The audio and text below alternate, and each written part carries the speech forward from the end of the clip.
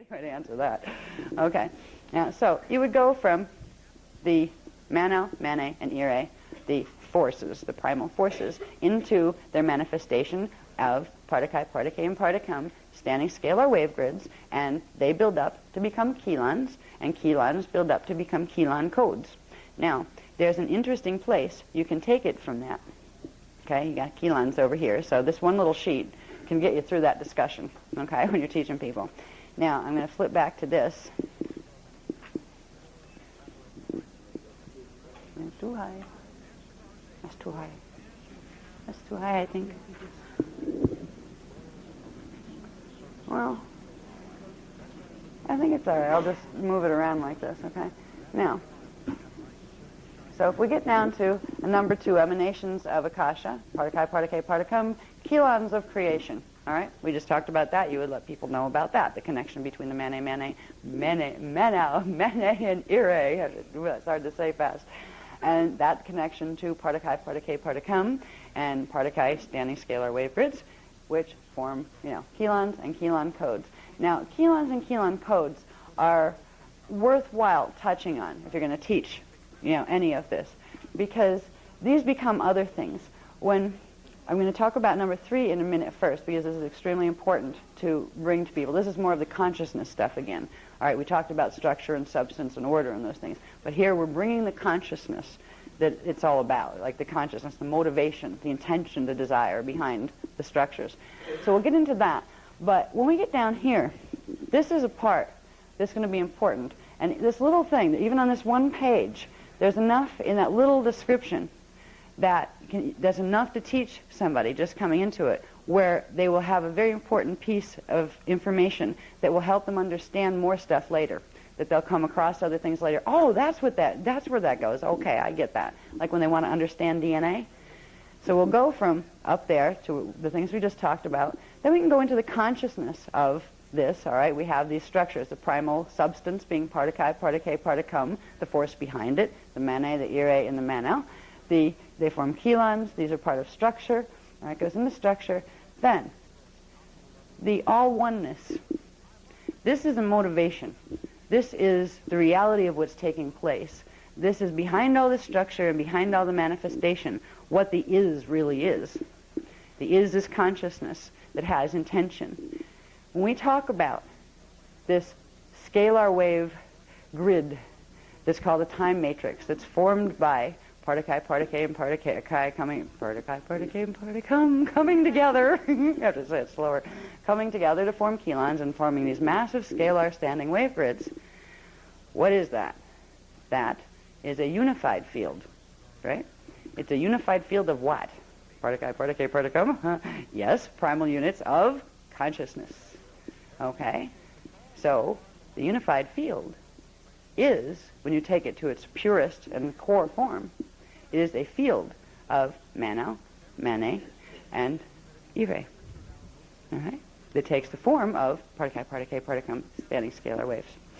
All right. Now, this means that all this structure we've been talking about, all of these primal substance units, we begin to feel like biologists that just dissect things, these are living.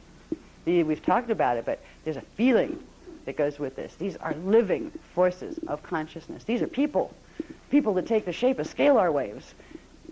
So do we. We are actually made of scalar waves. So we consider ourselves conscious and sentient. We consider ourselves beings that have our own ideas and desires and things we'd like to create and feelings we have about things. The Mane, the Mano, and the Ire also have their own feeling and intention and thought. It's thought different from us because they don't need a brain, because they're forces that work a little differently as far as their consciousness is immediate. Their creation is immediate. But if we begin to understand and start to relate to the structure that we've learned and relate to the energy stuff we've learned about energy and its movement and where it goes and what shape it takes. But now it's time to get to know who it is, to get to know the who of the what and the where. And this is what we will learn with the primal forces. All right? The all-oneness. At-one-ment. What is that? At-one-ment. Being at one with something. no separation between you and it. This is actually the true state of existence.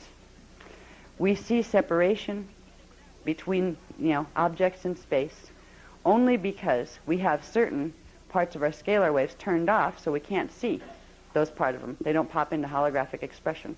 The whole hologram is a thought form. And it can seem really strange. The mental body can say, okay, hologram is a thought form, okay, I can understand that. There's enough physics behind it, yeah, it could make sense. But the emotional body goes, huh? I'm stuck here. If I go walk in front of a car, I'm going to get splattered. When my tooth hurts, it hurts. I'm in a body. It is physical. It is a physical body. It's a refracted light pattern, actually. You have light refracting all over the place within the true form that you are. The true form that you are is standing scalar waves, part of K, and part of cum. So the true form that you are is Mano, Mane, and Ire. This is you. These forces are you, but they are also the universe. These are where you and universe, you and planet, you and other people, you and galaxy, you and universe, you and God are at one mint. There is no separation between you. You are the same stuff and the same who. Now, we get into it one mint. There is one spirit. That's all. Just one. One spirit, one self. One self that wears many masks, but it's one self. In all creation, one self. Even the Mano, the Mane, and the Ire. They are one self, looking at each other, deciding, okay, self, let's do something with ourselves. You go over there and look back this way, I'll go over here and look over this way, and we'll be able to see it as if we're not the same self. Neat idea. There's some of the games that the consciousness plays. The consciousness of God is very playful. It's creative. Did you ever watch a creative kid where they don't even care what they're painting? Give them a set of paints and some paper in a quiet room where they don't think anybody's watching. And if they really feel that creative spirit, they'll make all sorts of stuff. And at first they don't really care what they're making. They just are expressing. There's a playfulness and a passion about creation that is the natural characteristic of Source, of God. And the Mano, Mane, and Ire embody that, different pieces of it, different aspects of it. But passion is allowed. It's supposed to be where that energy is, where you feel passion, where you feel, oh, there's a lot of energy behind that. I'd really like to go do that. Now, if you get a real surge of energy on it, it can be coming from two places, really, the whole you, or the piece of you that's twisted and refracting and bouncing around in you from your shadow. Now, if you look deeply, you'll find the shadow stuff, you might find an impulse to do something, or almost an urge where your body seems to want to drag you with it. That's your shadow. There's another kind of passion that the shadow can't feel. And it's a spiritual thing where you just, it's like you feel this energy come into you, and you just feel it. I know, you've probably felt this. I don't think there's anybody that hasn't felt it, at least in a moment. Maybe it was in childhood. Some people it was in infancy. But some people working with meditation and things are finding pieces of this. The trick is to keep it there all the time, because it usually goes out as fast as it came in. This is the Mano, the Ire, and the Mane moving in the body. Just a tiny bit, because right now it's hard for them to move in there because of the mutations in the DNA. Imagine what it would be like to have that passion all the time. There'd be so much passion, passion becomes something else. It becomes isness. It becomes a state of absolutely engaged disconnection. You don't care anymore. You can create anything in the universe. You find at a certain point, you can create anything. So you find that, now that I can create anything or have anything or be anything or do anything, maybe I'll just rest a while. All of a sudden, the desire to have to create goes away. So what happens is creation becomes something that it's only done because you want to at the moment. There's no more have-tos. Shadows do have-tos. Shadows live in panic land, in lack land, where there's always not enough of something, or always too much of something else. And there's always something that isn't right that has to be fixed, so you're never where you need to be right now and here. You can never be because you're not what you should be, what you want to be, where you want to be, with who you want to be. This is the shadow space. When we get into the Mano, the Ire, and the Mane space, we'll progressively open into our bodies. This means we'll not only be able to think about it, we'll be able to start to feel it with our bodies. with our emotions. It's a state of at-one-ment. And you'll get little bursts of it at first, and then the reversals shift back in from the planetary grids. Where'd it go? I felt great 10 minutes ago. Where'd it go? It was a rush. Where is it? And then the shell will go, it's not there anymore. I'm lacking it. Oh, no. Right? But if you work with the technologies that we're going to learn today and the ones that will come after, you'll progressively be able to embody more and more of the experiential state of the natural at-one-ment. Because see, what's so funny, and funny in a sad way, is that all of the things that we would all like to be able to experience, and everybody has their own little twist on what their particular thing is that they'd like to know and feel and have and be. It all exists right now. People that feel, I just wish I had love. Where isn't it? We breathe it. It moves through our bodies all the time. The problem is we can't recognize it because we become desensitized to those feelings because of what's shut down in our cells. We will begin to find that all the things we thought were lacking are here and always have been. We just forgot.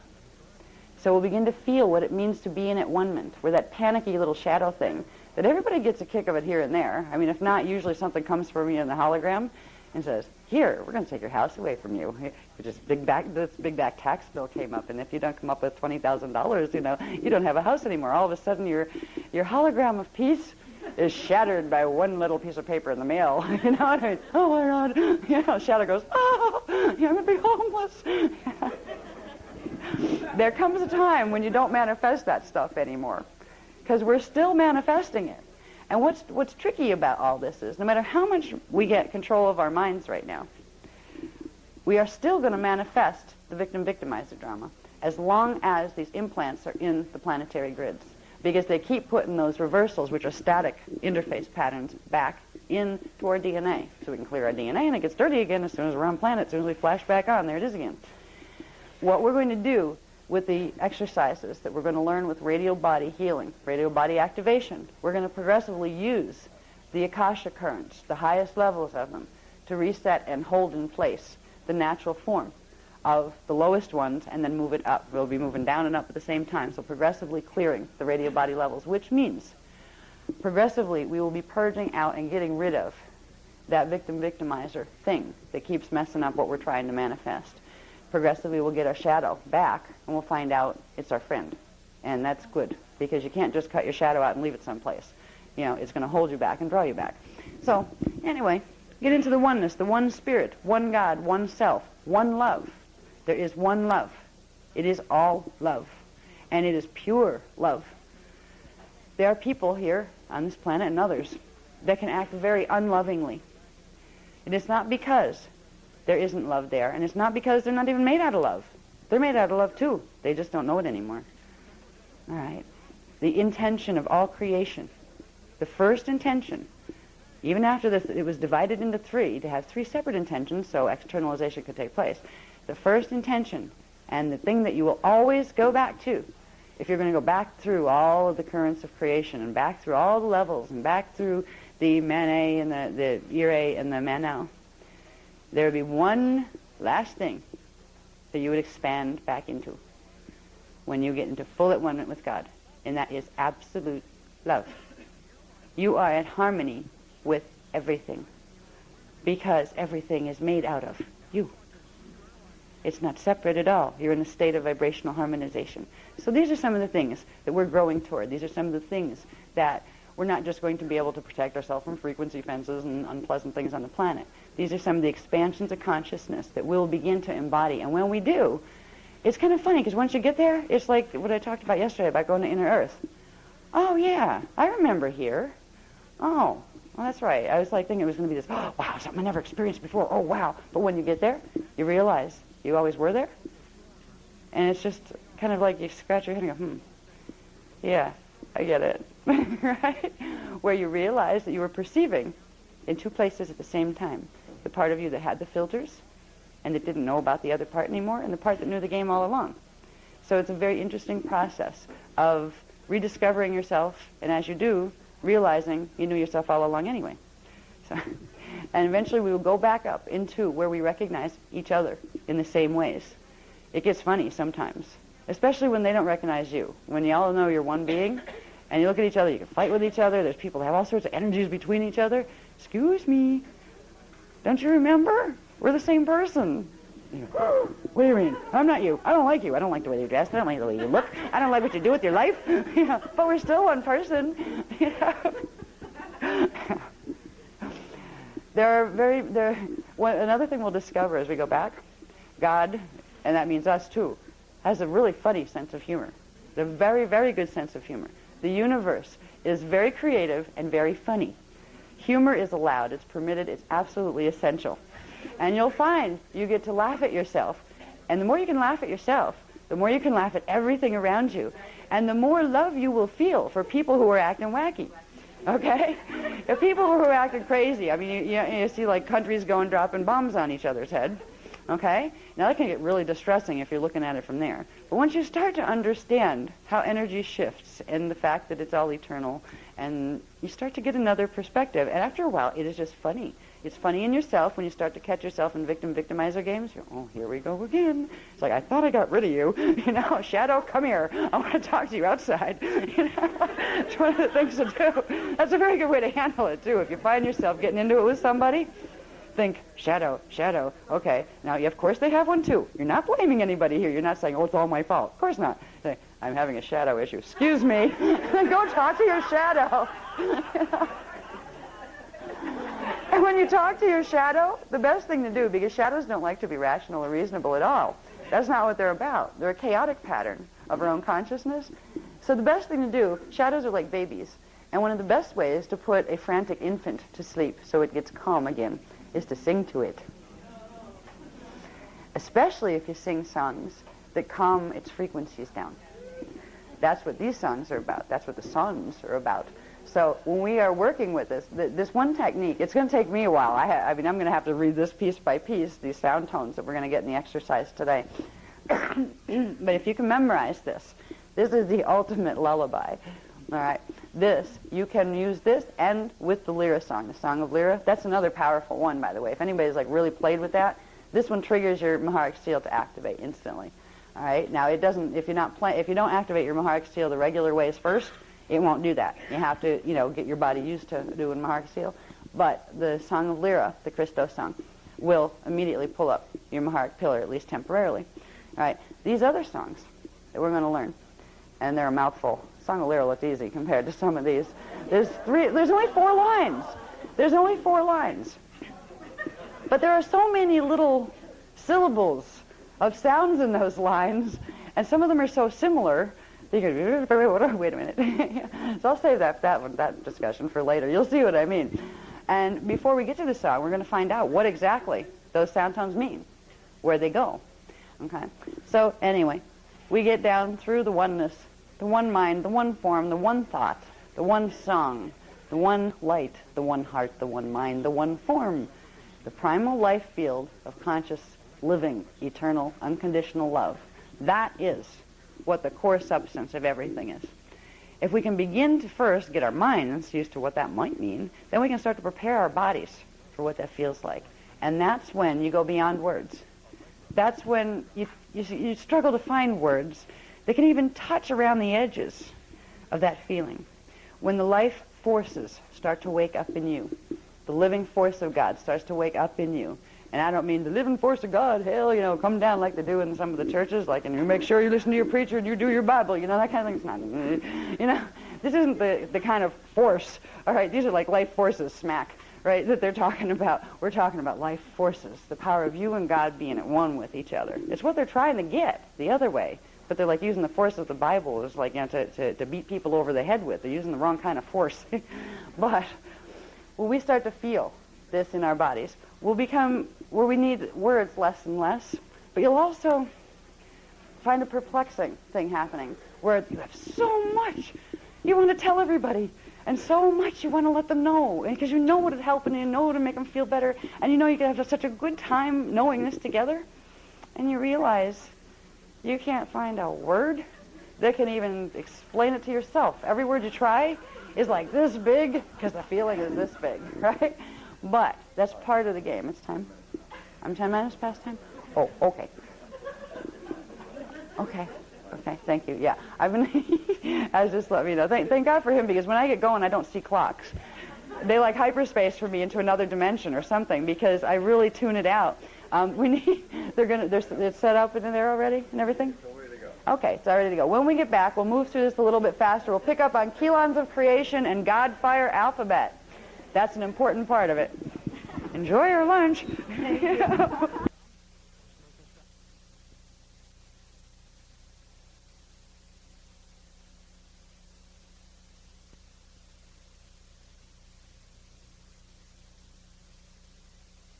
We left off somewhere around the all-oneness and before the cosmic light bulbs and sound bites.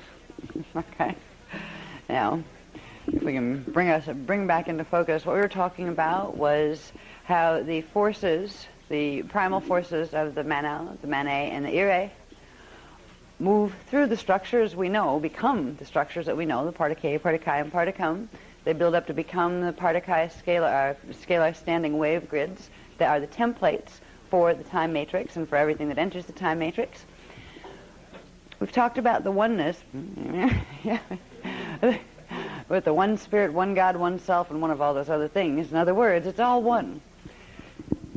We've talked about what it feels like a bit to carry that oneness in your body, to carry the one-ment with you, where you can still have a body and know the separation, but also know the one-ment at the same time, which is really the state that we're looking for.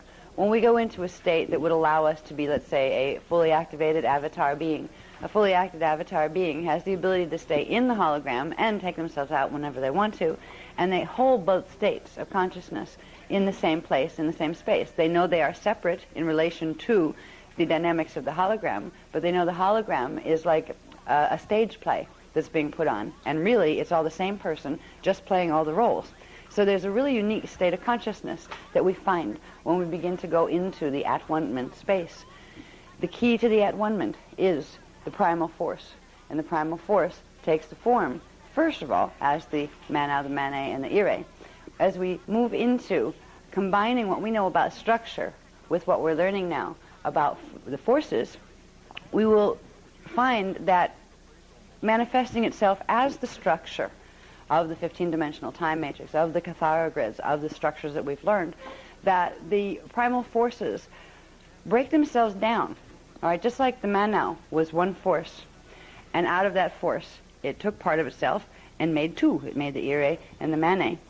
Well, those forces continue to break themselves down into smaller aspects of consciousness, smaller forces. When we combined the knowledge of the structure with Cathara grids and dimensionalization and all of that kind of thing with the knowledge of the consciousness fields of the primal forces, we find there are a bunch of different currents of consciousness, a living life stream that comes down, how we get the frequencies from the highest spaces of that one-ment into the tiny spaces of the illusion of separation is through a stepping down process where the consciousness itself, one stream of consciousness breaks into two, then each one of those two will break into two.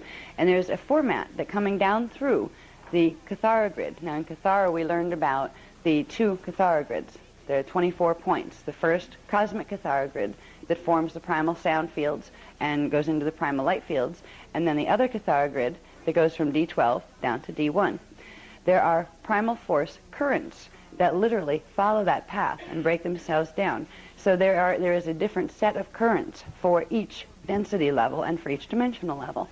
When we get into studying radial body, we begin to find out exactly where they are, and that's where we find out about prana and mana and all the other different funny names that you hear here and there in metaphysical literature. You get to see where they fit. And it's in the combining of these. This is what language is actually really about. All languages that have ever existed originally came out of the original patterns of the divine blueprint and the consciousness currents and the sound tones or the vibrations that those sound tones made. So they're like the word mana. It was a sound tone that came out of the larger mane. When we have eros as one of the currents, it came out of the larger ire. All of the words that we use are actually little tiny sound bites of the original larger forces of consciousness that are alive all around us. When we begin to use The ancient sound tones, the whole tones, the tones of the words themselves, the vibrational patterns themselves, we call more and more of that living life force that's all around us all the time. We call more of it into our embodiment. And with that comes more of our at-one-ment. That's why we use, in any of our technologies, we're always using sound, and we're always using symbols. Symbols are patterns. We'll talk about in a minute. They're patterns called geomancies. And geomancies do a certain type of thing. They hold a mathematical pattern of intention. The intention of creation that was held originally when Source created itself as the Mane, Manau, and Ire. That intention gets downstepped, and it would be in the form of what we would call mathematics here. So geomancies actually hold, they're living forms of the life force, the forces, that take on the shape of the symbols. When we look at symbols and we use symbols in the work that we do, we see just a symbol on a piece of paper. But what that symbol actually is in its whole state, it is a being. It is a part of one of the consciousness streams. So when we begin to work with the symbols, again, we're co-creating. We're not just creating or saying, okay, I'm going to make something do something by using this something. What you're doing is you're entering a relationship of co-creation.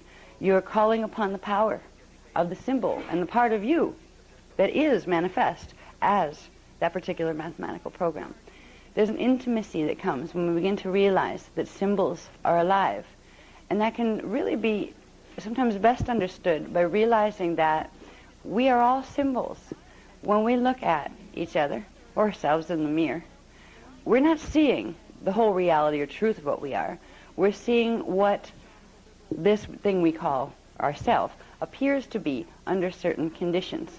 We see a body shape. It's a bipedal body shape. It looks like a thing that we call human. This is the symbol level of ourselves.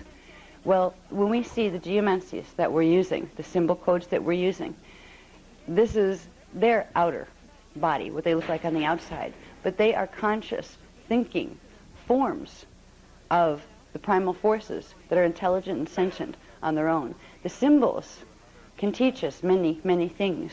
They're things that that belong to us in the first place, because actually we exist as these symbols. It's not as if the consciousness of the symbols is like an archangel or something you worship over there. It's not. The symbols are part of the consciousness that everything down here in the lower dimensional fields are made of, including you. So you have a part of yourself that exists in those symbol forms. There's an intimacy in working with the technologies when you realize that from the start. When you realize you're using more than just, say, a dry technology. Okay, I do this and it makes this happen. This is like, oh, hello. Who are you? You're a part of me and I'm a part of you. What are we going to create together? There's an awareness, there is a backflow of energy that if you move a thought toward one of these symbols and learn to quiet yourself and receive, it will communicate and it'll talk back. So they're interactive.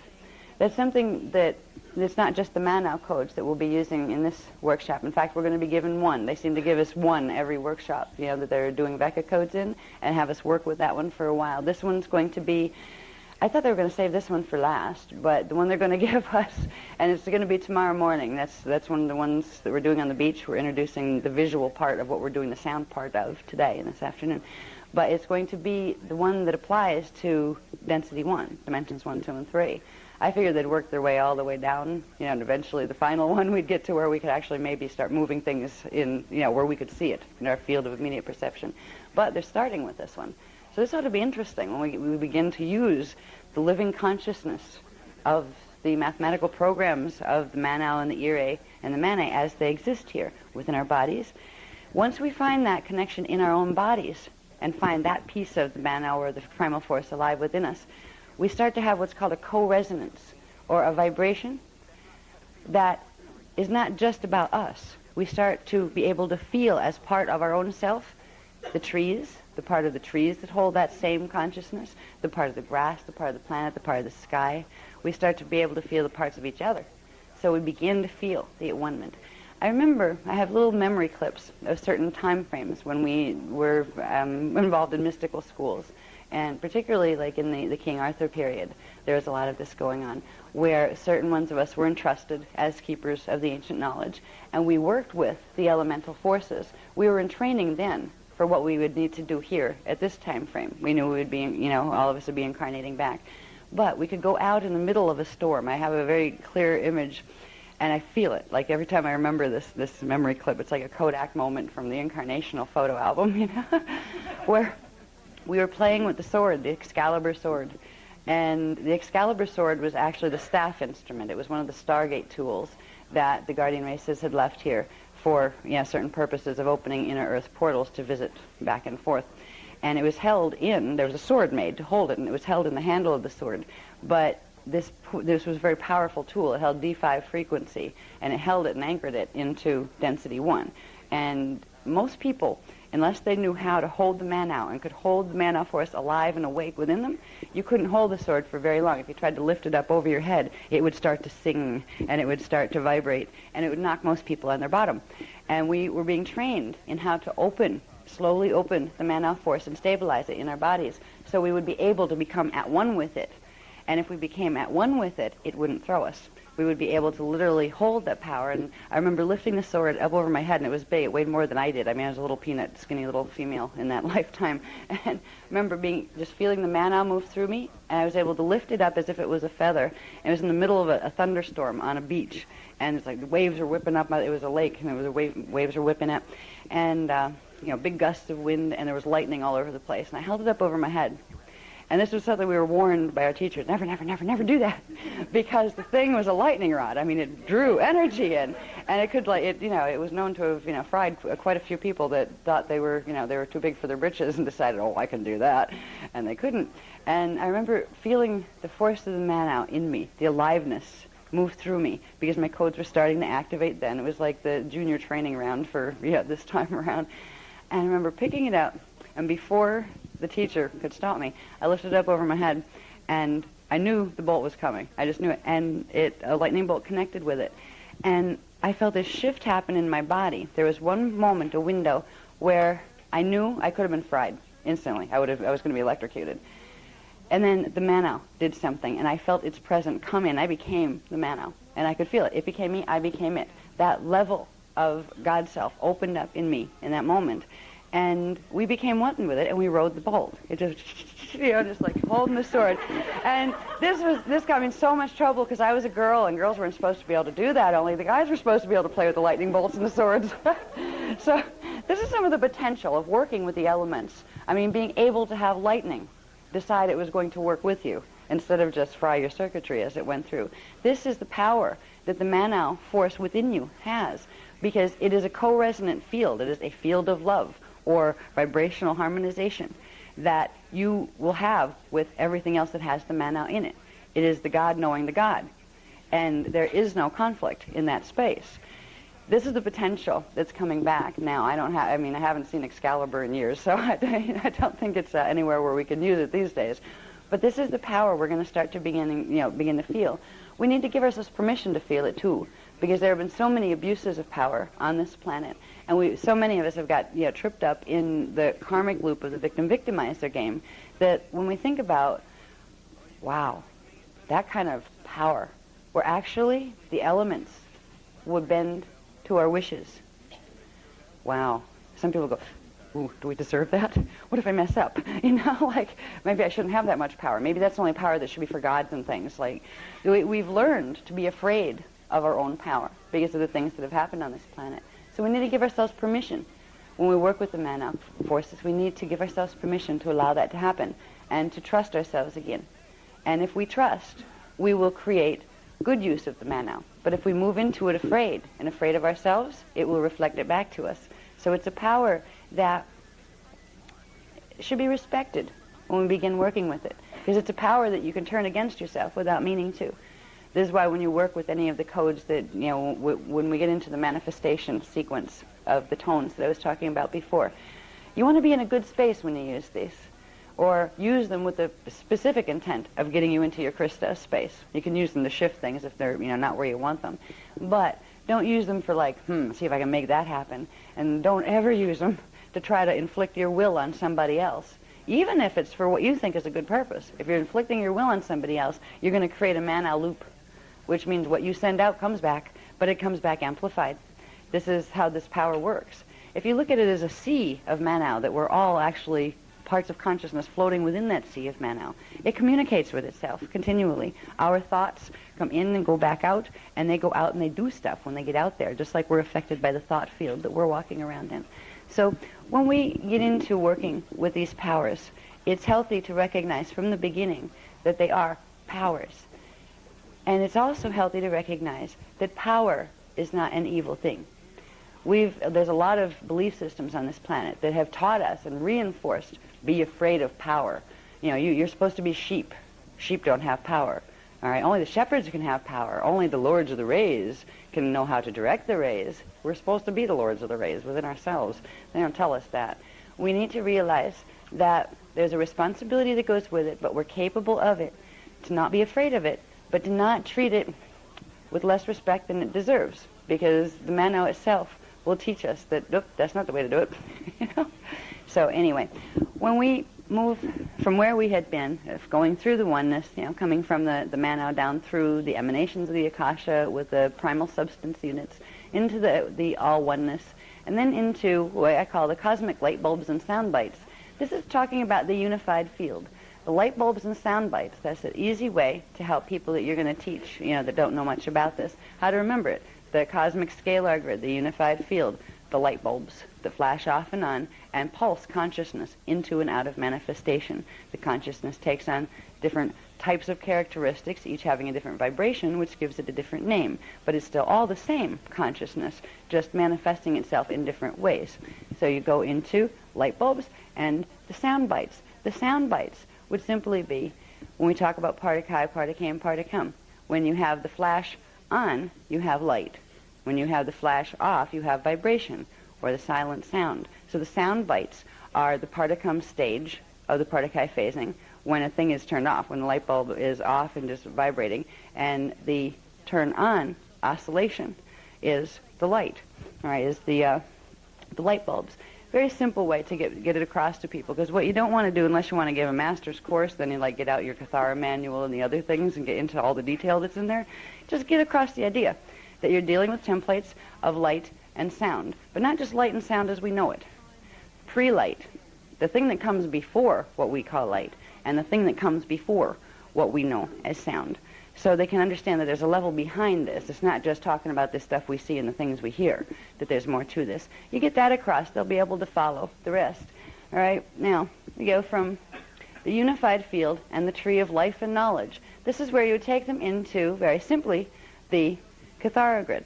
All right, basic cosmic order stuff. You know, the Kathara grid. We can just stick that out. I'll whip through these really fast here. In about, okay, I think, yeah.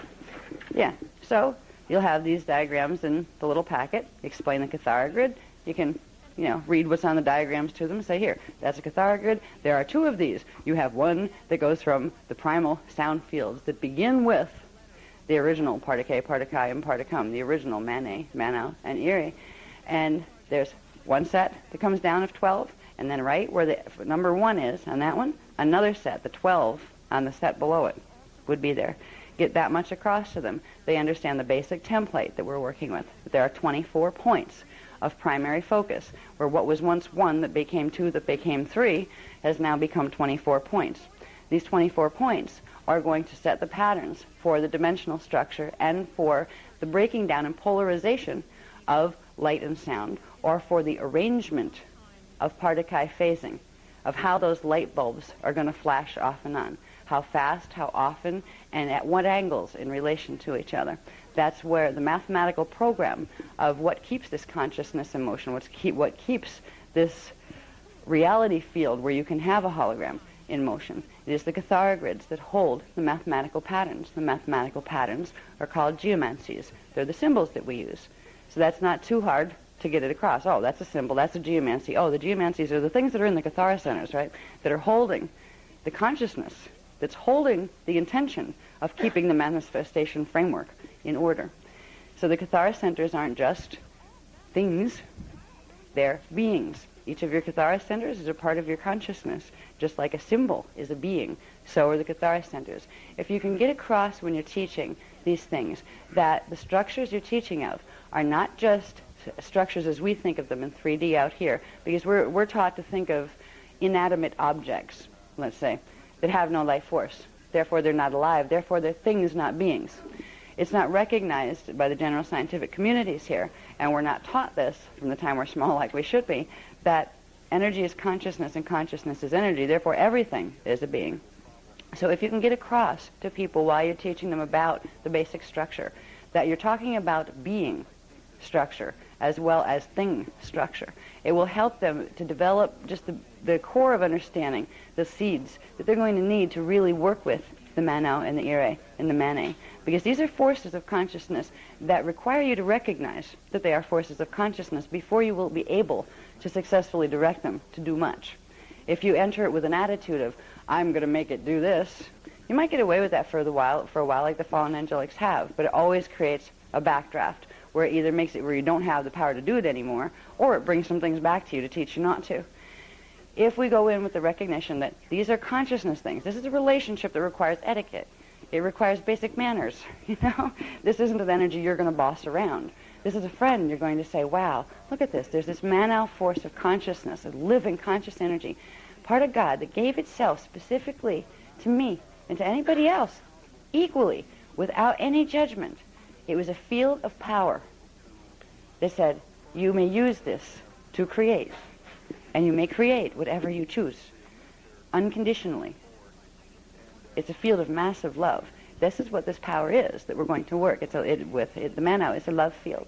It is the strongest field of all of the other two, like all of them put together. If you take the Manau, that is the stronger one compared to either the Ire or the Mene, and it's also the strongest one compared to all the smaller currents that come out of any of those three.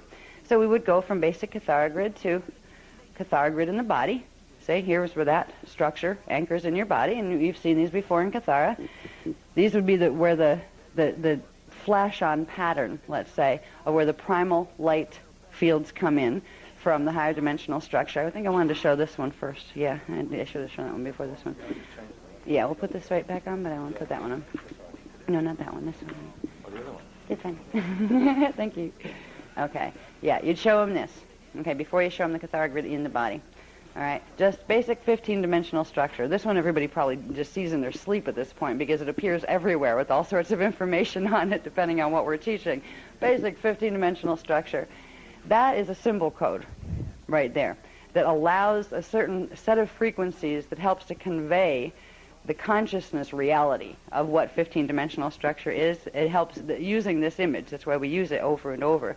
It's not hanging in the sky up there someplace. It is literally, this is part of the symbol structure with mathematics. They're embedded in our whole being down here in the dimensional field as part of the mathematics. So we use this, let them see it. It shows the three-dimensional mind as well, the D3 mind. Simple structure to understand. We have here we have the triadic and polaric and acadic levels. These are the primal sound field levels. They're the vibration fields. They have certain names for their currents. And later you'll take them into learning that these are the Kundare sound fields, primal sound fields. And then up here you have the 15, 14, and 13 primal light fields. And it actually starts at D13. That's the Manau level. We're going to learn a little bit more about the dimensional structure and how it works in relation to the Manau as we move through the radio body teachings. Because we're going to find out that D13 is something called 0 point. Now, there's a whole movement happening in physics in the scientific world called 0 point physics. It's a kind of I think a hybrid version of quantum theory, where they're getting into trying to find the 0 point. There's a lot of research being done into like monatomic particles and things like that, because there's a point where a thing can be accelerated. Its particles can be accelerated, and it can actually change its molecular content and disappear and turn into light. Scientists here are finding that. What they're not realizing is they have no idea where it went. And they don't know what it turned into when it got to the other side. Because what's happening right now, the way those things are being done, there's one part of the thing that if they're going to make let's say, an element disappear, they're beginning to be able to do that. But they're making a part of it go in one direction in reverse and a part of it go in the other direction, so they're fragmenting it. So they get two reduced versions of what it originally was. And I know that one of the motivations for this type of research is, well, first of all, if you can make stuff disappear, that's very handy military purposes, right? But what they really want to do, they know that time travel is possible, all right? And they know if they could figure out that key to how the elements work, that they could apply it to human molecules, and they could hopefully get themselves on the other side of wherever that disappearing was.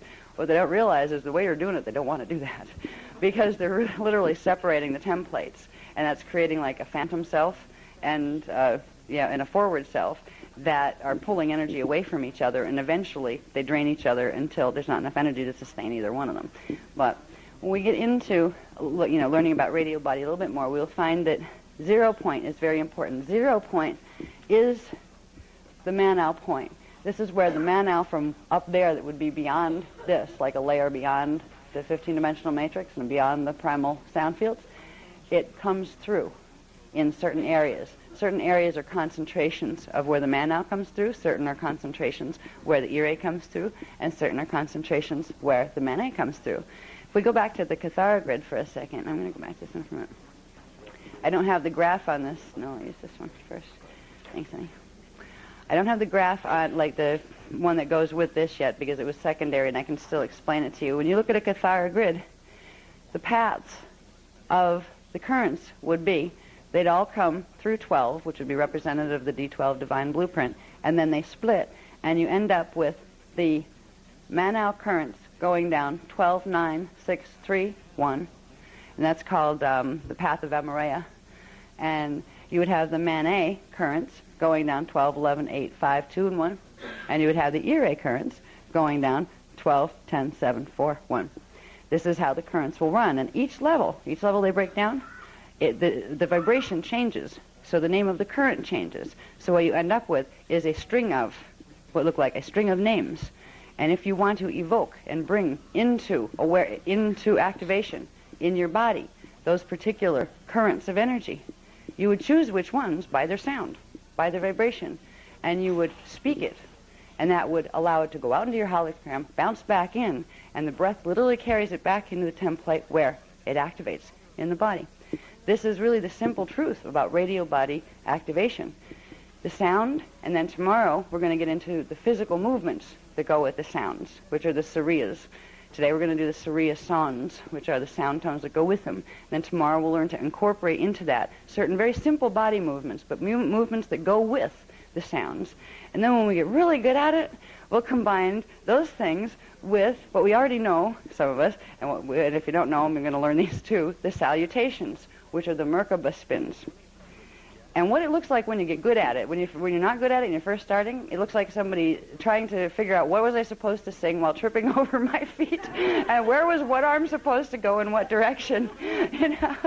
But after a while, as the currents begin to flow, you can actually feel an equilibrium happen, where it becomes a living dance, the dance for life and the dance of life. The Mana knows how to do this dance, so does the Ire and the Mana within you.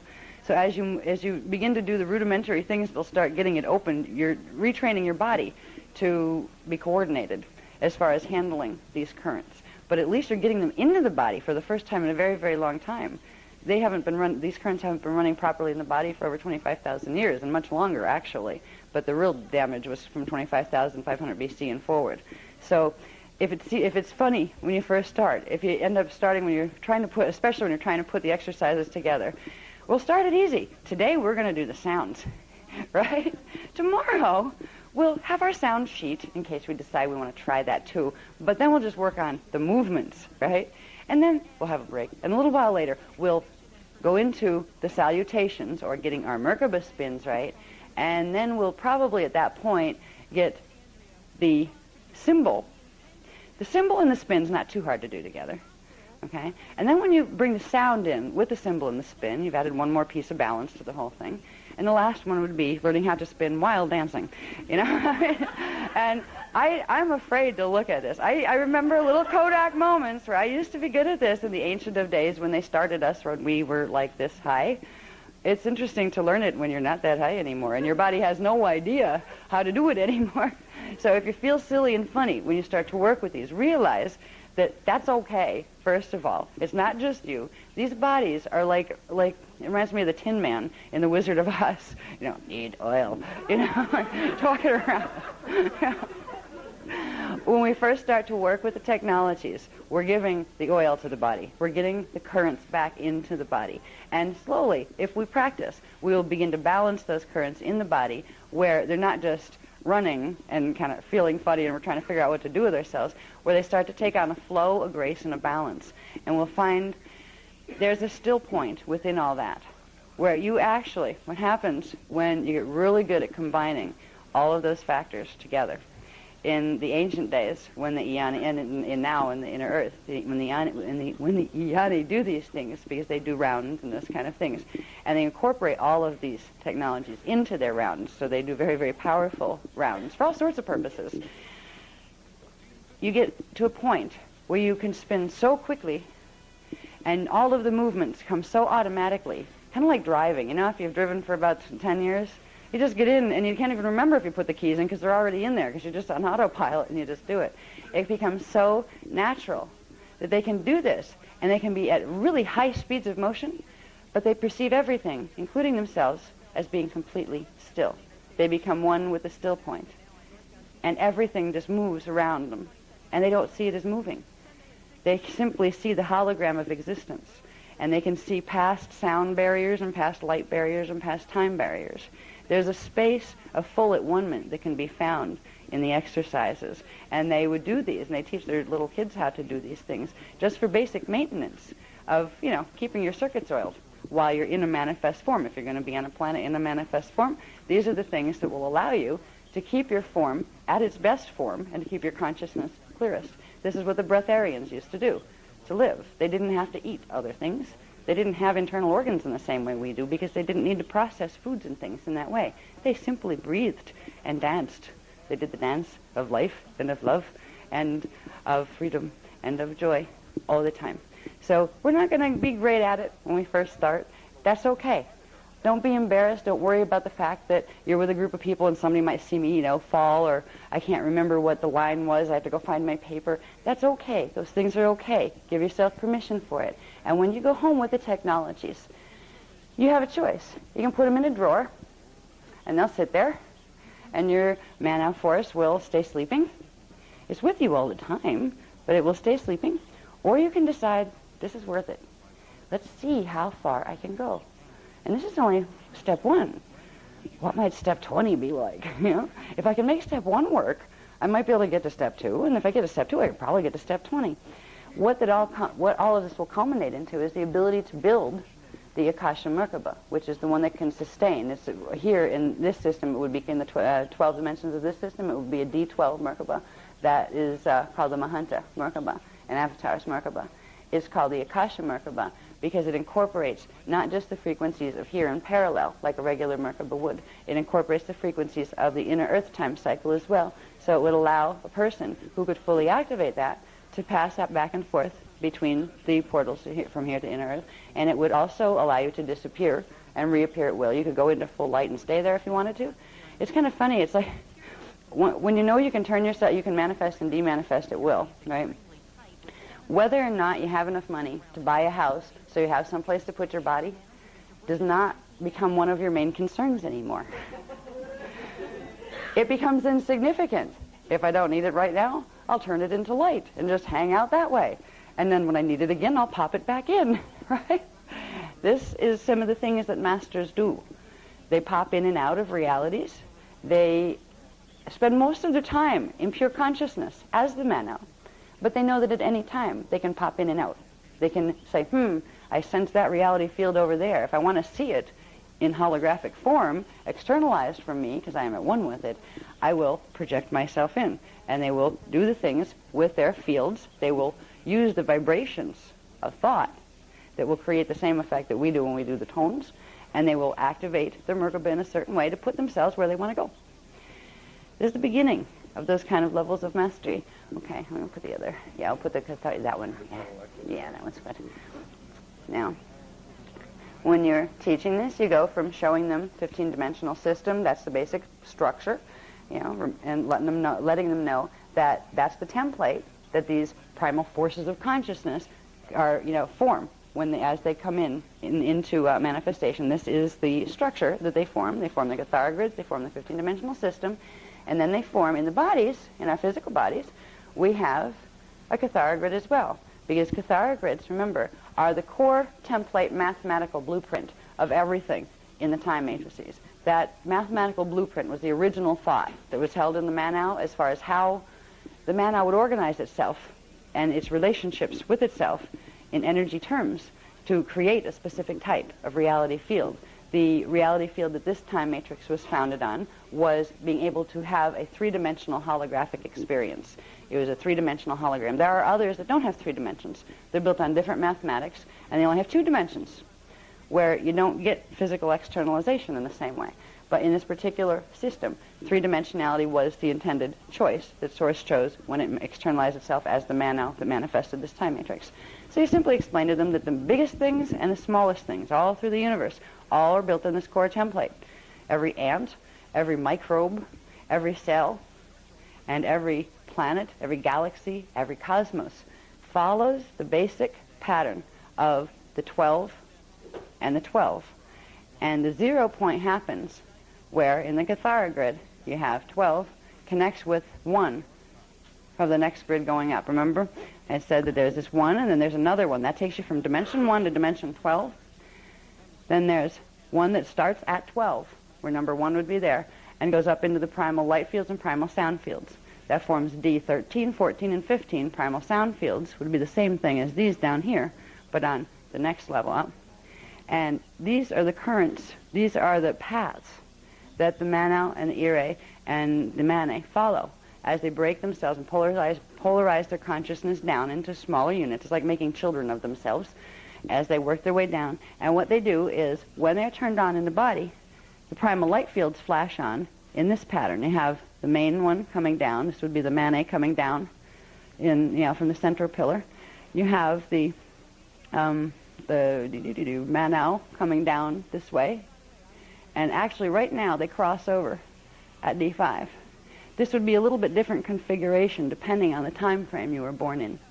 When the second seeding of humanity was seeded here 3 million years ago, I think it's when they were seeded here, came this way, and it actually crossed through all of the crossbars, and the Ire did also. But there had been damage to the planetary grids and to the galactic grids that had to, there was a bypass system made through the fifth dimensional frequencies. So this is the pattern that when we activate our higher frequencies that allow the Kirishe, primal light fields, to come through, that's the pattern they'll follow right now.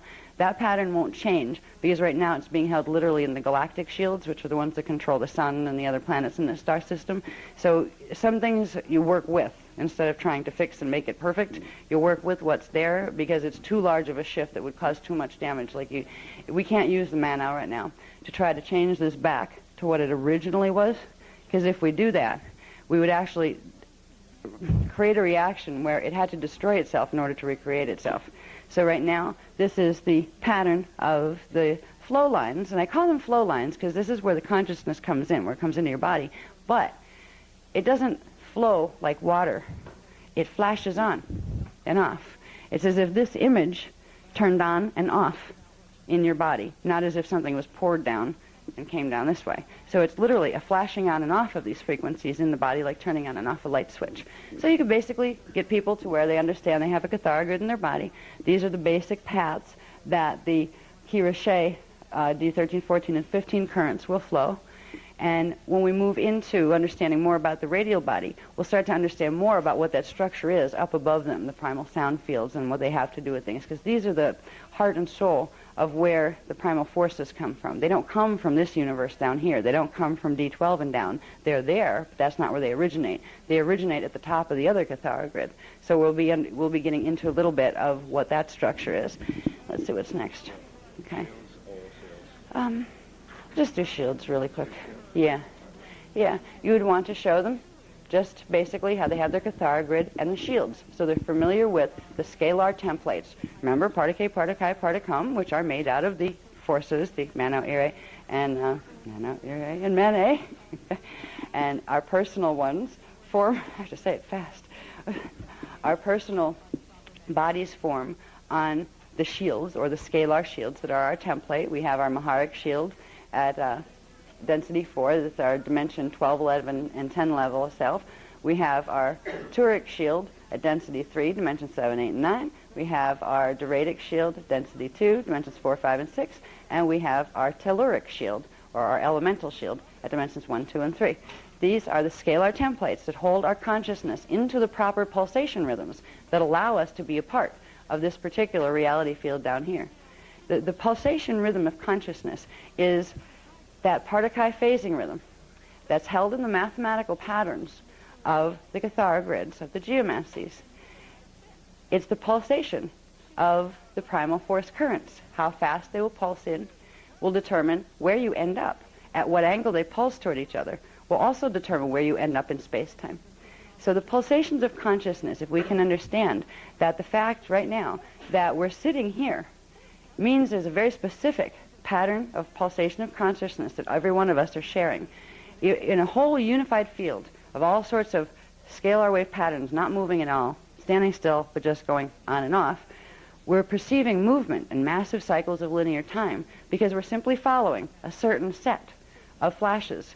The consciousness is flashing on and off and perceiving one moment, then the next, then the next, then the next, but really all the moments are there at once. It helps to get this across to people just so they have an understanding of simultaneous time, because it will help when they start asking questions about why am I remembering some strange things about when I used to be somebody else and I didn't believe in reincarnation.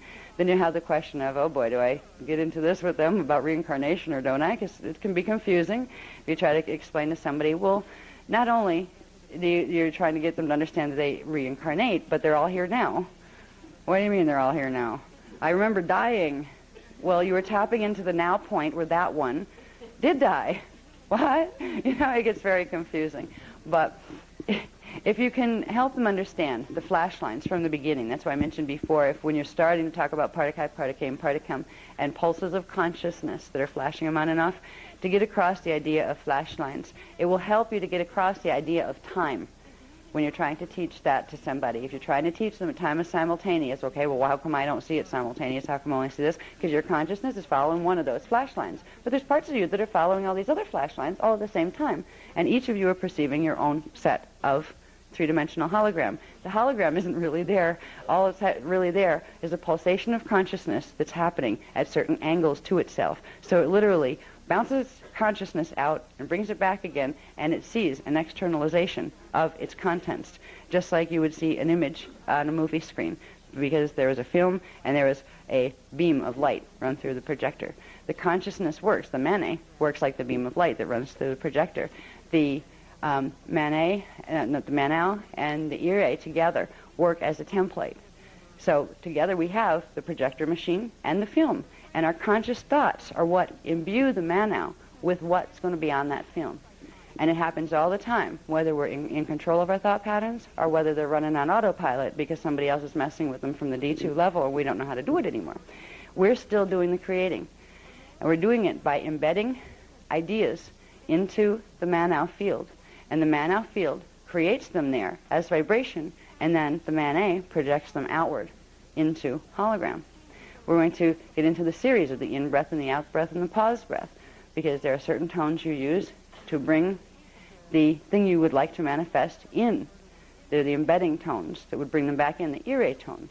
The Ire is the in-breath. It would take it back in, out of manifestation, through you, and into the Manal. The Manal is the receiver. It says, okay, I'll take that. Oh, this is what you want to manifest? Okay. Puts it into a vibration, and that vibration goes back out on the Manet current, and the Manet takes it into its light expression of that vibration, which is the hologram. So this is the thought process. It's these currents and these primal forces that are these are the juice that runs through the structure that we learned before. This is the juice, the power that makes it work, that makes it happen. It's the power of consciousness. Okay, moving on to the next, please. No, we haven't moved that one. Staying on that one enough. Yeah. And I would suggest, everybody here has done Cathara once. Yes, please. Yeah. Is that, no? Okay. If there's people who haven't done Cathara, I would suggest reading it, because you will learn a lot more about, like, the body parts and the body structures. And I'm not going to, this isn't a Cathara class, so I'm not going to go deeply into those. I'm going to show you enough, like if you haven't seen anything, I'll show you enough where you know these diagrams exist, and you know you're probably going to have to look at them a little better, understand how all the pieces fit together. The Cathara book, the Cathara manual, is like a how-to for the human body. So it is worth it, even if you don't want to do healing. It's worth it just to get the rundown on the more specific detail on all the things that we're talking about here. And then you will be able to understand what we're going to go into with the radial body even more. So I would suggest, if you haven't done Cathara, to at least get the manual and read it and find out what these parts are about. You'll have these charts, and these are the same ones that are in Cathara. They will be in whatever size chart pack we end up with by the end of tomorrow. And so you will have them there. If you don't have the book, you will have a copy of these. But there's a lot more explanation in the Cathara book. It's 200 and some pages, and there's a lot more explanation on how all these systems work. So, and that's only level 1 Cathara, but it's worth getting just for the anatomy course. This is I'm going to show you this because this one most of you have seen if you've seen Cathara or the Templar manual, because these are in the Templar manual too. This is the auric field levels. Each of the auric field levels corresponds to one of the dimensions. This shows 12 of them. It doesn't show the light fields that go out beyond them. This is really part of the reality of what the radial body is. The radial body is the body that radiates. Okay? That's why it's called radial. It radiates energy, frequency.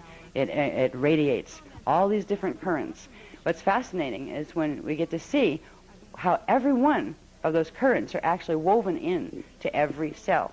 So every being is actually a weaving of light and sound that's composed of not just the 12-dimensional frequencies, but also the ones that are higher. Right now, those currents are turned off in our bodies, and what we're going to be doing is progressively turning them back on and bringing our at-one-ment back. So these, I'm just showing you here, and you could show the people that you're teaching, these are what are called the auric field levels. Each three-dimensional layer of them is called a huva body, which means a three-dimensional light-sound grid, okay, or body. These are actually formed by what we'll talk about later, which are Merkaba fields. Okay, Merkaba fields are spiraling counter-rotating fields of electromagnetic energy that form at the center of them an egg-shaped energy field, which is called a form constant. It is that space inside the Merkaba field that becomes these eggs that are around all of creation.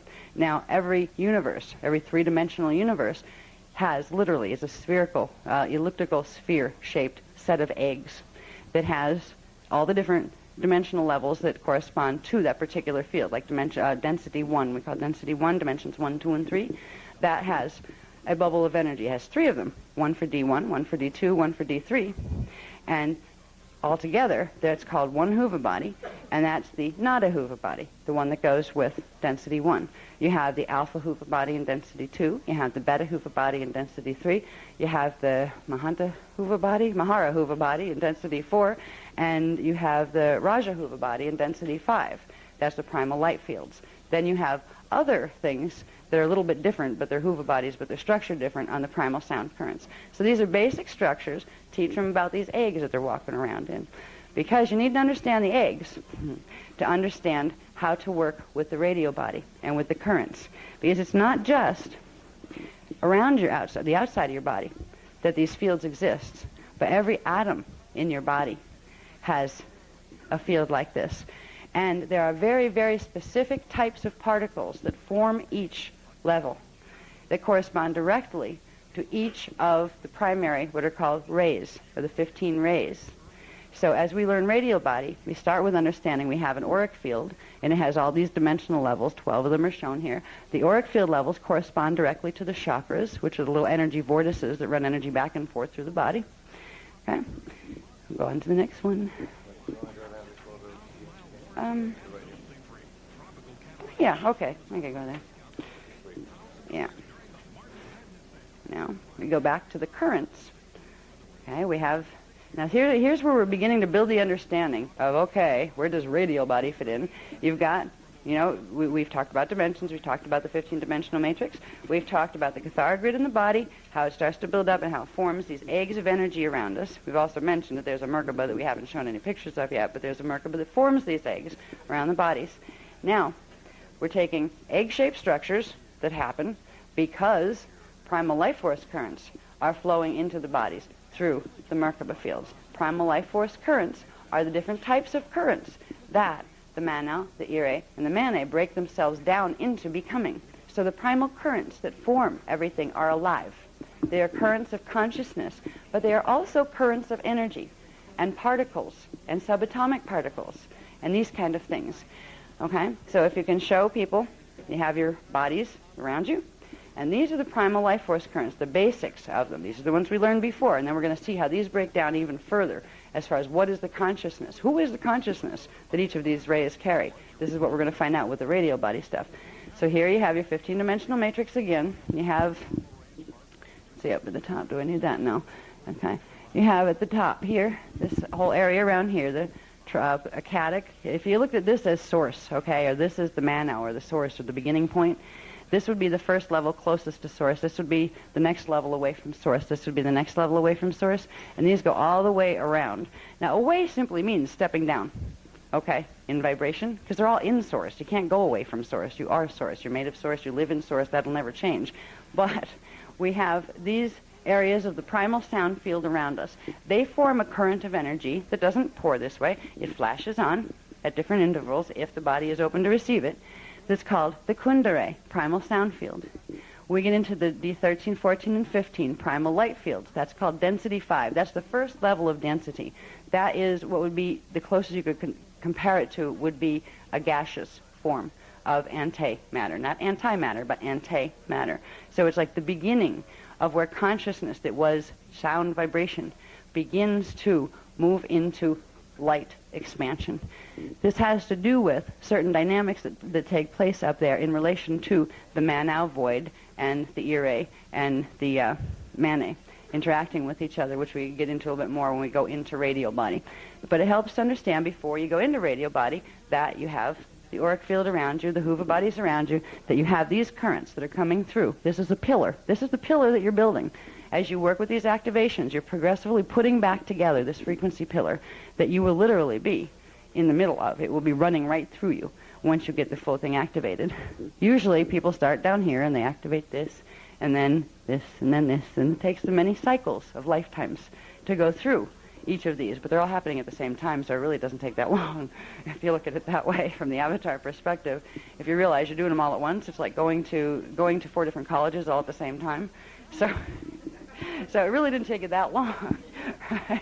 In fact, when you get to that point, there is no such thing as long or short, because time doesn't mean the same thing as it does to you when you're down here in a linear fashion. But we're building this pillar of light. This is the normal pillar of light and sound.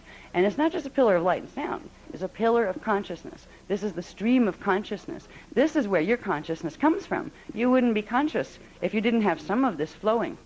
Everything has some of this flowing, or it wouldn't be manifest at all.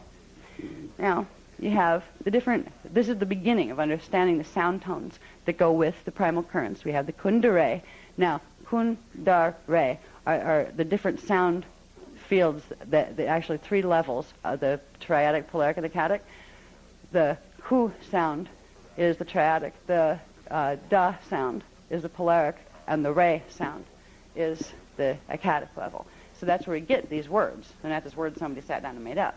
They have to do with the translation of the actual vibrations. When you take those vibrations and bring them down here, which means they change, because it would be a different sound when you were up there. But to get that sound down here in a way that you could use it to bring that sound and that frequency into your body, those would be the sound tones you would use. Now, here we have the Ki Rashe for the primal light fields. Here, the D13 Ki, the D14 Ra, and the D15 She. And some of them are very similar. Some of them will have like the Ra or the Re or the Sha or the She. And there's a difference in vibration with them. Okay? Here we have the Maharata, which is the Christos liquid light field, and that's dimensions 10, 11, and 12. That's your divine pre-matter blueprint.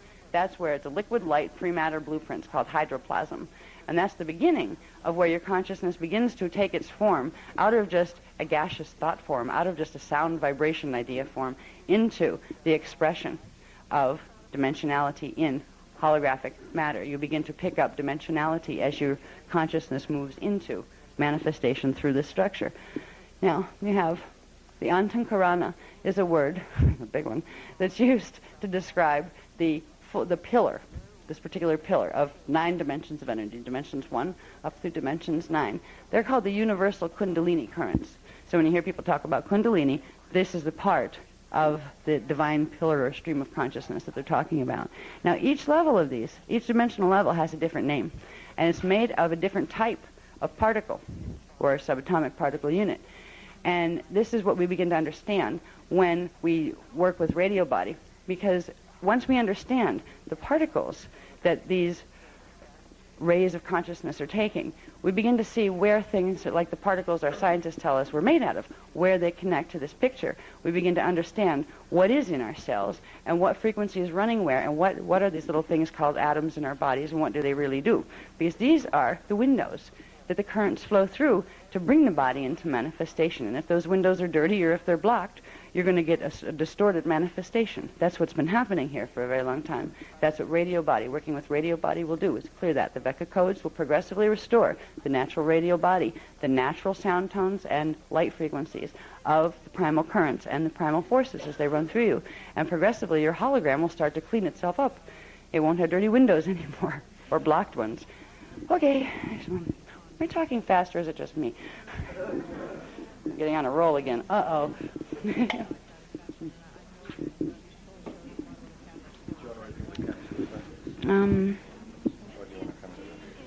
Yeah, actually, no, that would be second. I would do that one first, yeah.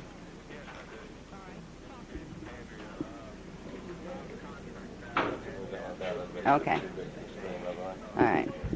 Now, this is where you would go from what you all would probably know from Cathar or from Templar or something. If you're going to teach Dance of Life, you would go from helping people understand they have the primal currents running through them, they have the egg-shaped bodies around them, and you put those two together, and the next level to learn about is what's called the tissue capsule that surrounds the auric field levels.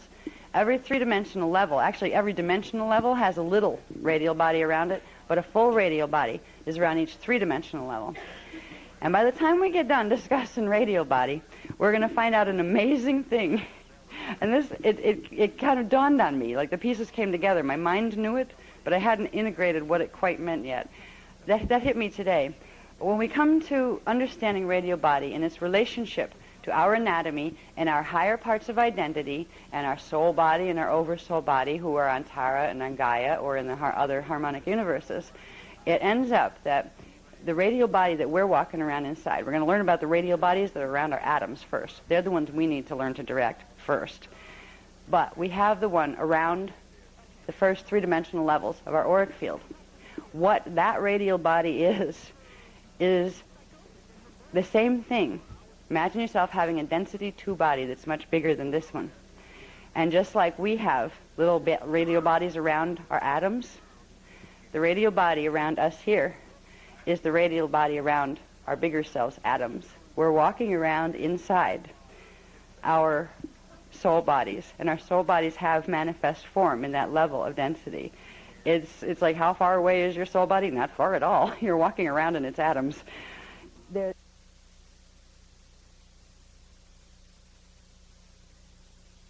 And where is the one that we're going to be working with directly? Now, we can look at the radial body as a capsule of light and sound energy made of specific types of frequencies. These are going to be the frequencies that come out of the breaking down or the downstepping of the Manau, the Ire, and the Mane. The radial body has a different type of particle energy than does, say, the physical body. But it is just as tangible and just as real. All right, now, with the radial body, there are basically 5 levels of the radial body. One main one would surround each level of your 5 harmonic system. As you have your three-dimensional self down here, your incarnate identity, your soul in density 2, your oversoul in density 3, your avatar in density 4, and your rishi level of self in density 5. These parts of your own identity would have their own radial body capsule around them, and you would also, each level of them would have their own around the molecules that they're made of, the cells that they're made out of, would each have their own microcosmic version of the radial bodies. In order to get from density 1 to density 2, if we wanted to go to visit Tara in density 2 and pop out of Earth, which means we'd activate our Merkaba fields, but we would do it, and if we were able to activate our Merkaba fields to do it, what this would allow to happen was the radial body capsule that's separating density 1 and density 2 would dissolve. So you could pass through and expand through the barrier. It's almost like if we imagine ourselves nestled in the cells of our larger body that's on Tara. When we activate Merkaba and things are going the right way, that radio body expands. It dissolves from what it is, and we just expand out and become that body. The body's already there. I get tongue-tied, I get brain-tied with some of this. When I think of, ooh, what does that mean? What are the potentials that come out of understanding some of this? Because you could take this really, really far. What does this mean about what you could possibly do with yourself? It means all sorts of things. But the first step, I mean, I can't even speculate right now. I'm just learning how the radio body works, how it plugs into the atoms, and how we can learn to work with it. But what does that mean we can really do with our consciousness? It means it's limitless. It means there's all sorts of things that we can't even imagine right now we'd be able to do, or at least I can't imagine them right now. But the first part comes in being able to understand that we have a radio body.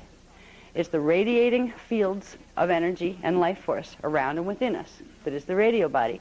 And it takes the primary form of a tissue capsule around the auric field and also little energy capsules around all of the atoms in the body. Now, the radio body isn't just the tissue capsule. It's also what's contained inside of it. The stuff inside of the radio body that forms our three-dimensional body, that forms the consciousness of our consciousness in 3D, that forms the particles that our bodies are made out of. These are formed because the radio body forms first. So the radio body is the first part of, when I talked about the Merkaba fields that form at their center, the egg-shaped things, the first egg-shaped things they form are the radio bodies out of the particles that are from the higher dimensional fields. The radio body is a pre-light, pre-sound body. And from that, and within it, are where the other levels of the currents come in, the dimensionalized currents come in to build up the forms that we know. Now, let me see.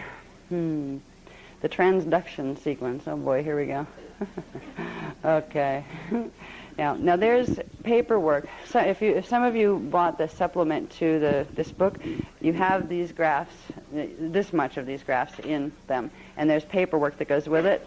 I'm going to give you guys that, there's like part of the workshop. I'm not going to give the whole thing that's in there, but the ones that pertain to this, you will get the paperwork. That was given in Calgary. I will put it in that for tomorrow. So you will be able to read more, and it helps to read more, like on the transduction sequence, because there's a detailed piece, several pages long, that gets into explaining exactly how this works, and this does this, and this does this.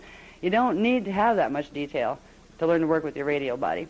I'm not going to go into that much detail here, because by the time I get done with that much detail, you guys will be so tired, and I'll be so tired, that we won't get a chance to do the stuff that's fun, which is begin to work with the technologies of the radio body. But the knowledge is there, it's in written form, and it will be in the chart packs that you get to go home with. Now, the radio body, most important thing to understand, first of all, is, need a pointer here, is this little diagram up here shows one Hoover body, okay? Now, the Hoover body, remember, is a three-dimensional capsule, three-dimensional light sound body that we're walking around in, and the radio body, at first, we're going to understand the radio body as the capsule that surrounds it, okay, that separates it from the next three-dimensional levels of energy. Okay, there's the outer thing that looks like a starburst, that's one level of the radio body. There's a trion. I remember we said there are 5 levels. You have 5 radio body levels for each of the harmonic universes going up. This is just one of those. Okay, this diagram pertains to one of those. The outer level is called a trion field. And the inner level is called a meage field, because it's made of things called mesons. And the trion field is made of things called trions. Now, these aren't the only particles, but here's where we begin to get into the types of particles and subatomic units that the consciousness of the Manet, Manau, and Ere take on as they come down and downstep into manifestation. By the time we get done with the information that we have here, we will see that there's a whole bunch of particles. And if you take an electron here, and you take it up to density 2, it's called something else. But it's the same thing there as an electron is here. If you take it up to density 3, it has another name. But it's the same thing in density 3. There's a progression of units of energy. Each one of them is part of a specific current of primal life force consciousness that came out of the original 3. And each of these form a different layer of the radial body. This one, and also the ones in your cells, literally within your atoms. So as we begin to learn about our auric field out here, in the capsule here, what we're really learning about is the same thing, microcosmically, going into our body cells. And there's one diagram, when I get to it, you'll see why I was late this morning, probably. I tried to put as much information on the one diagram that you'll be able to read it and play with it for a while, where there's enough there where you can get it. You can see what your atom is doing. You can see where these currents are in your atoms. You can know the names of them, and that alone will be very empowering, because all of a sudden you know what's happening in your atoms. You know where your man-out current is. You know what currents are shut off, and you know what needs to be done to turn them back on. It's as simple as that. If you know where the problem in the wiring is, and you know anything about wiring, you go in, you fix the problem, and the juices can be turned back on again. That's all we're doing. So you have the radial body around this way. You have the radial body around the atoms in your body as well. And there are different layers of the Hoover bodies that form because of the first layers of the radial body that set the circular formation for them. The radial bodies form because of the Merkaba fields, the spiraling counter-rotating fields of electromagnetic energy. Now those spiraling fields are created by different rhythms, very specifically organized and synchronized rhythms of part-2 phasing.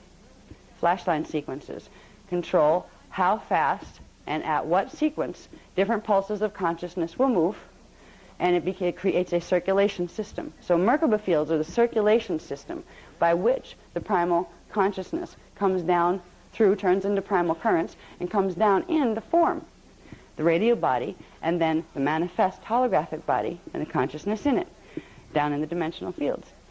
All right, now, let me see. All right, down here, this particular diagram shows, we start with primal life force currents, part-2 units, all right? They'd be these little guys here, okay, over in here. The part-2 and the part-K units. We start with part-2, they become part-K and part-Cum. These go into 3D part-2 grids, Kelon grids, okay? Thought field grids. All right, so you have your primal units, your scalar standing waves that form from part-2, part-K, and part-Cum. You have here these crystallizing, building up, and forming more complex scalar wave patterns that become kelons. A kelon is a set of 3 part-2 flash lines that intersect at different angles. That's where you get 3-dimensionality from, because you have 3 actual single dimensions crossing through each other and bending the frequency of consciousness, bending the consciousness pulses at very specific angles to each other. This is what allows the consciousness to perceive the outward manifestation of the hologram.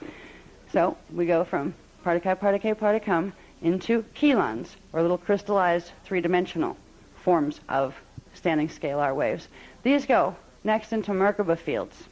All right, they form, these kelons are continually pulsing consciousness and energy, and because of the repeated sequences of pulsing, there is actually what appears to be spirals of energy. They're actually just flash lines. They're flashing pulses of energy, but 3-dimensional flashing pulses of energy that form Merkaba fields. Inside of the Merkaba fields is where these, what were not even manifest, frequencies of consciousness begin to interface with each other. That creates the bubble of energy that is the radial body, and inside of that bubble the Hoover bodies are created, and inside of that the things that we call matter particles that form our D1 level of physical body, our D2 level of emotional body and elemental body, and our D3 mental body levels. See, every level of your identity really just has its physical, it has its emotional elemental, and it has its mental body level. You have it on density 1, you have it on density 2, 3, 4, and 5, all the way up. So really we're only dealing with a 3-body system on each level. And if you want to be in your soul body, it's not that your soul is that much higher, it's having this body, but moved up a harmonic where there's more frequencies running through each of those 3 levels. So this is the process by which part-2 units crystallize, come down into kelons. Those kelons, because of the flashing, the angles that they are intersecting with each other, their flash lines or pulses of consciousness are intersecting with each other, form Merkaba fields. The Merkaba fields come down and form the kelons in our DNA templates. These begin to take the form of the Cathara grids with those first of all 24 points of frequency, they fill out to more complex things. That's where we get the shields. All right, the Cathara grids are the first primary 12 and then 12, 24 points of frequency. In the manifest part, the part that comes from the D12 Divine Blueprint, this is where you have those 12 points begin to accrete or pull up from the Manau more of a similar type of mathematical program. So you're bringing more scalar waves into manifestation. This is how your shields are formed. We talk about the scalar template shields that each level, three-dimensional level of the body is built on. This is how they're formed. These come through, and here's where we get into Trion and Mejan electrostatic units. These work differently than usual negative or positive electrically charged particles do here. They have different properties in relation to density 1 because they are particles that have to do with the other densities. When we first introduced radio body, we only dealt with trions, myons, and dions. That was the beginning of our education, oh boy. The graph that I'll show you that I did last night gives a whole list of them. Each one, I think, creates 3. Okay, so like the Manau would have its set of breakdowns going all the way down the dimensional scale, and you would have the same thing with the Ire and the same thing with the Manet, and I'll show you what they are in a minute. But from this area of radial body, let's say these are the radial body electrostatic units that form the light sound field around your bodies and around your atoms. These are lenses. They work like lenses that break down the frequencies that are incoming, like the frequencies of consciousness, the pulses of consciousness that are incoming. They further break them down and polarize them. They bring them into what's called the DNA template. They literally form. They take the mathematical program that was originally stored in the consciousness units, passed all the way down through the Cathara grid and down into the Merkaba field, down into the DNA template, brings it now into the manifest DNA. This is where you begin to make the switch over from what are considered invisible things that scientists don't believe they're there, to visible things like chemicals, like atoms and molecules and subatomic particles. The trion Miage field is another word for the radial body. That is they are the primary elements. There are 3 elements. There's the trion field, the Miage field, and around it, the Rion field. The Rion field is the Manau field. The trion field is the Manet field. And the Miage field is the Ire field. These are the particles that those rays of consciousness break down to form the bodies around us, to literally hold our consciousness in manifestation. Okay.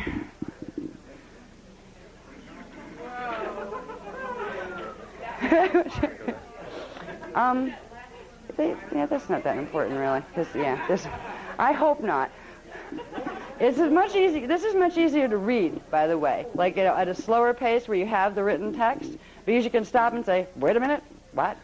Oh, okay, and go on to the next paragraph. And it's not really hard. Some of the stuff in Cathara is actually harder to read than that, than this stuff is. And you will have a copy of this in the things for tomorrow, as long as Kinko's cooperates. Because we have to get the Kinko's to get them made. Now, what's useful in beginning to understand all of this stuff about radio body, yeah, I think so, yeah. This is called the transduction sequence. All right, now this chart is the transduction sequence in what's called the miasmic body. We won't talk about the miasmic body first. We'll talk about that second, because that's something that shouldn't be there that is. The transduction sequence is the natural process by which consciousness goes from being the no thing of the ever-existing eternal God into being manifest in individuated form in a three-dimensional reality hologram. This is the process. It goes from, now this is before we got into talking about the levels that are up higher than this, all right? This is where you hit the Cathara grid level. All right, now remember, we've already talked about before that, because we introduced the forces this time. Before you'd even get to the Cathara grid level, you have the Akasha. You have the void, the light and the sound. You have the Manau, the Manet, and the Ire. So that's where, that's the consciousness, the pulses of consciousness that become the primal life force currents that are going to come down and move through this. That's where they start, at that Godhead, if you want to call it. I don't like that word, though. It's like not God's seed, because the seed is really the Ire. And it's not the spark, because the spark is the Manet. It's the no thing. It's the, what is it perhaps? As they used to, there used to be, the word manna used to be used in, I think it was Hebrew. I think it was Hebrew translation for what is it? It's the what is it? Is it Hawaiian too? All right. Well, but usually that's applied to the mané. But the manu, I don't, you can look at it as the top, whatever you want to call it, God seed, God spark, whatever. It's all of those rolled into one. You can call it the void, but that kind of makes it seem lacking.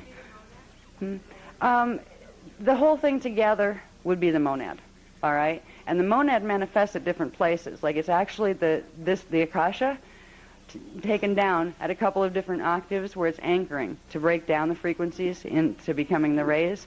So the monad starts up there. You could look at the akasha, the whole akasha, as the monad, and then there's little monads that come down off of that. But if you're looking for a word, what do you call that manau? The God spirit. You have the God egg, the God seed, the ire. You have the God spark, the God fire, the light, the mane. This is the God spirit. This is the first thing that created the other two. That's the best way I can describe it. Anyway, we have that happening up there, out there, through there, somewhere in here. We have the original creation currents coming down through the primal sound fields from the akasha, through the primal sound fields, into the primal light fields. And let's say we made it down to D12, okay? Because we're dealing with one Cathara grid here, and those frequencies would have already come down a whole Cathara grid, the cosmic Cathara grid, to get into the universal Cathara grid, which is the one from D12 down. So the currents, the primal currents come in. They go through the planetary Cathara grid first. This is before they get to you. They come into the planet's Cathara grid, which is a Stargate system. They go from there into they actually come into the, first, if you want to take this back even further, you could go galactic Cathara grid. There'd be a galactic one for the galaxy. And then there would be what's called the solar shield. Okay? That would be the scalar template that this galaxy is built on. Okay? And then you'd have the solar systems that, are in it. You'd have your galactic shield, your smaller solar shields. Each would have a Cathara grid structure and a shield template that manifested on the Cathara grid structure.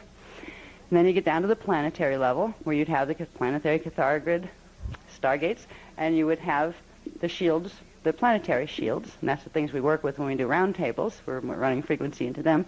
The frequency, or the primal life force consciousness, would come down through those. Then it would go into the planetary Keelan crystal body.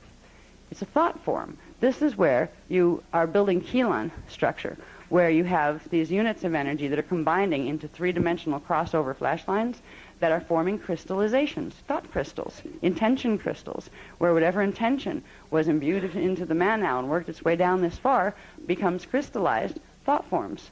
This is what happens to every one of your thoughts, actually. They go through this whole process. And the reason they do is because you breathe. Because every time you breathe, you're moving whatever your intention is, whatever your consciousness is focusing on, you're actually moving it with your breath back into the manau and back out into projection through the mané. You're using the ire in, and that's your embedding current. You're embedding it in the manau. The manau is giving it the fuel and creating it as a vibration, and then it's getting projected back out. So this process is going on all the time, so fast that you don't even think about it. It's like you kind of forget that you breathe. This is what's happening when you breathe. So the frequency is coming in. Let's say this is the incoming. There's also an outgoing one, all right, at the same time. Incoming through the shields into the crystal Keelan body. From there it goes into the Merkaba. All right, that's where it begins to take on the spin from the way the flash lines are crossing over once they hit the three-dimensional state, like the three-dimensional flash line state. They go from there into what's called the planet. These would be the planetary Merkaba fields. They go into the planetary axiom template, or axiatonal lines. These are the vertical flow lines that begin to flash the flash lines into building up what's going to become the molecular form. And this is still on the planetary level. They go from there into planetary Huva bodies. This is the D1, D2, and D3 egg-shaped fields that form the planetary body. And those fields formed because the planet has a radial body. When the currents come through, they pass through the Huva bodies and the radial bodies at the same time, really. But you can look at it as going through the Huva bodies first and then into and imprinting the radial body. The radial body is where it sends the back current. The radial body splits currents up, sends some of them up, some of them down, some of them back, some of them forward, to be able to give you the weaving of light and sound that it will take to have your hologram keep being three-dimensional and externalized. So it moves through from Merkaba to templates, which was on the planetary level are the axiom lines. These correspond to what would be a DNA template in the human body. Okay, this goes into the Hoover body, like the planetary Hoover bodies, a three-dimensional level of the Hoover bodies, like dimension 1, 2, and 3, then into the radial body. Now, there are things in the radial body called radis. The radis are conduits of energy, little like rivulets of particles that follow specific paths that will take the frequency further and break it down into what are called well, some people call them the platonic solids, but they're more than that. They're supposed to be 12 platonic solids, but they actually start as gases, and they come up to liquids, and then they go into the solids. So this is where you begin to take on what creates the image of particles that are identified as matter by science. From there, it goes into what we see as our hologram. Now, this happens on the Earth level all the time. That's the Earth's breathing system. What happens with our bodies is it goes through the Earth's breathing system, and those currents keep going and go into our Cathara grid in our body through our shields, through the levels of our shields. Now we have the tribal shield. We have a tribal shield. Actually, we have our Maharic shield. That is our universal shield. That's our connection to the universe and the universal shields. All right. We have one above that, but we have the Rishik shield. That's our connection to the light fields. We have our Maharic shield. That's our connection to the D12 universal divine blueprint. That's where we connect to the universe. Okay. We have our various level of shields. We have our Telluric shield that connects us to, say, planet Terra. If we're on Earth, we have a part of us connected to Earth's counterpart in density 2 and 3. In 3 we have Gaia, in 2 we have Terra. So these shields connect us to those areas. We have our tribal shield. The tribal shield is really our density 2 level shield. That's another name for our Doradic shield, our soul shield. It's our tribal shield. This is where we're connected to our whole race. This is why everybody can see the same hologram, because we all share certain coding that's exactly the same. Certain mathematical programs in our scalar wave templates are exactly the same. If not, we wouldn't see the same reality field at all. All right? This means that our consciousnesses pulse in a very specific way, that all the way down from the time we enter the divine blueprint at D12, they begin to pulse in the similar type of way that allows us to see the same reality field that we're walking around in. It allows us to have the same pulsation of consciousness so we can see each other in externalization. And this is how we see a shared reality field. We are all manifesting this simultaneously. Our beliefs, our ideas create the reality we see, and we see a common reality because our DNA templates and our shields beneath them are holding the same mathematical programs, and then there'll be little bits of differences in them that give us our individuality. That's where we become somebody different. That's what makes you different from me and us different from cats, and like cats different from trees. Is there our differentiation comes down, but we are all the same consciousness and the same frequency of pale silver liquid light at D12. We all have the same form. That's what's amazing. The forms we have now that we identify so strongly with, that's giving us our individuation, are just masks. They're just holograms. It's like Halloween down here. You just put on a costume and call it me, right? Except we get stuck in our costumes and we forget who we were before we put the costumes on, and we don't know how to get out of our costumes. And then we get afraid of losing our costumes because we start identifying with the costumes and forget we had a we that existed before the costume. And then we get very scared of losing our costume because we think we're going to be gone, right? When we begin to realize that we are the we, in costume or not. That is always there. The consciousness is always there. And it's really interesting, and it really helps to, it can save on your budget hugely. If you just start to realize that at D12, when we finally, let's see, we get to be avatars and we get to be D12 integrated, we go up there to live because it'll be nicer and everything. We all look the same. The whole thing about who has nicer cars, who has prettier hair, who has bigger bodies, who has stronger bodies, who cares up there? We all have the same thing up there. It's all equal. We are liquid light there. It is a wonderful form to be in, and it can pour itself into anything it wants to take form. It's like that movie they have with the Terminator guy. I think it was Terminator 2 with the silver cop guy. No matter what they did to this thing, it would reassemble itself and then remold itself. This is kind of what our bodies are like, but they're nice. Instead of that was a bad guy character. So this transduction sequence is the process, the beginning of our understanding of the process, by which those primal forces become primal currents, become primal structure, and move themselves down into manifestation to become primal us. All right? When it goes through the earth, this is how the earth is formed, and before the earth is formed, you have the sun that it rotates around and the planets that are part of its solar system shield, galactic shield, universal shield. Then you get into the cosmic shield. That's that first set of 12 Cathara grid points that I talked about before. You have the first set of 12 coming down from the Manau, Mene, and Ire, all the way down to the primal light fields. Right, they would be the cosmic level.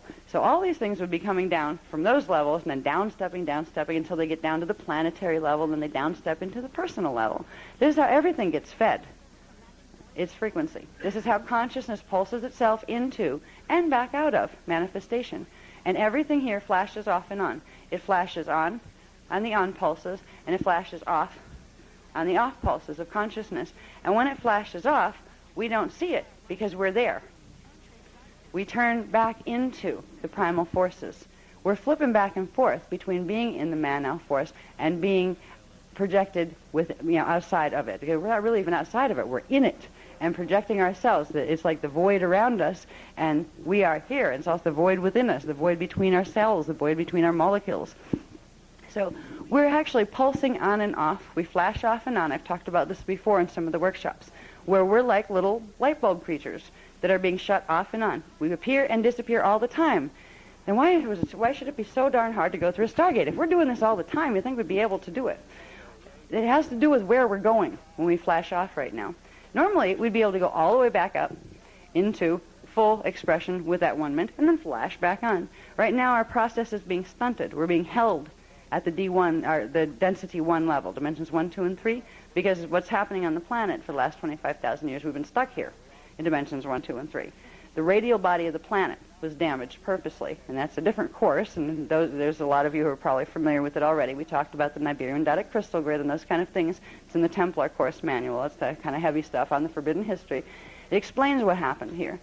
And the result of what happened was damage to the planetary radial body, which was damage to the planetary elemental blueprint, the molecular subatomic blueprint of the planet, the electromagnetic fields of the planet, that everything, all the life fields here, depend upon. The planet was not able to run the natural currents the way it was supposed to, and therefore all of the life forms on the planet were not able to run them either.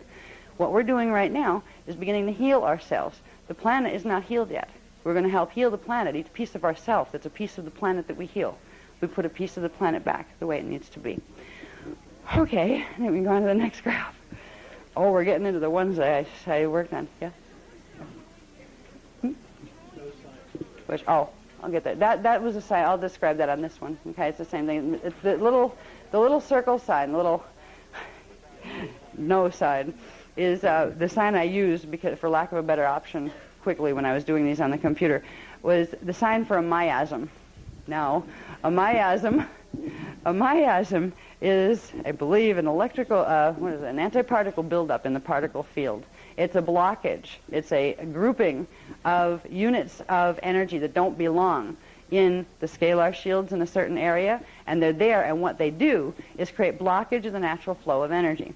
So miasms are also known as the karmic imprint. This is where you have distortions coming up from your other simultaneous lives right through the DNA template and manifesting in your body now. It's not as if you came in with them, you were born with them because you died in that life and came up with them this time. They're being sent to you, and you're sending ones back to the other parts of you in other time frames. So miasms are simply the distortions. These are the things we're trying to clear and heal. When we have a reversal of a mathematical program in any part of our shields, of our natural template, it creates a blockage of energy where the natural flow from our highest parts of self, from the Manau and down through our Christos, can't anchor into the body, can't fully get into the body. That's what we've had happen here.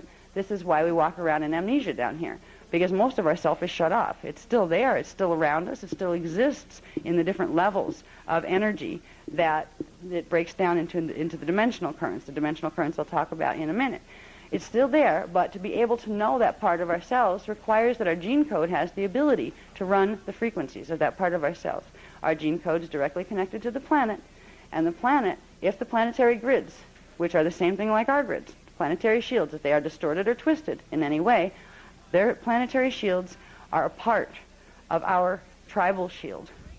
All right, we are connected to the planetary shield. So where the planet is damaged, where it has mathematical reversals, it will show in our shields as well, which means our Cathara grid programs will be off from what they naturally should be, which means everything built on the Cathara grid, which is everything in your body, including your radio body, will end up being distorted. A miasm is the result of that distortion process. It's something that should be electrical, but it's coming through as magnetic. It's something that should be an electron, but it happens to be manifesting as a proton instead. It creates total imbalances in the natural flow of particles and the natural structure of atoms and the natural pulses of consciousness that are supposed to be able to come in easily. Okay, now on this grid, this particular diagram that's very similar to the other one, it simply shows a process. This is a little confusing. All these arrows going here. We had our process of frequency coming in. Now there's a backflow of frequency that we send back out. Okay, every time we inhale frequency, we're backflowing it out of manifestation and then circulating it back in. So this would be like the backflow breath from our inhales when we're inhaling here. This little V point is to show a Vecca code. This here area, we have this is our personal level. Remember, this was the one that had to do with the planet, and this is the one that was our personal, how we got into manifestation up here. We have radial body, we have the 3 Huva bodies, we have DNA template, Merkabas, Helons, shields, Cathara grid, etc., connecting to the planet. Here, the D3 level, D1, D2, D3 are the Huva bodies. So mental body level. That's the part that gives us our 3D aware mind, the conscious mind. The place where the D3 body intersects with the inner layer, or the meage layer, of the radial body is a place called the Iran point.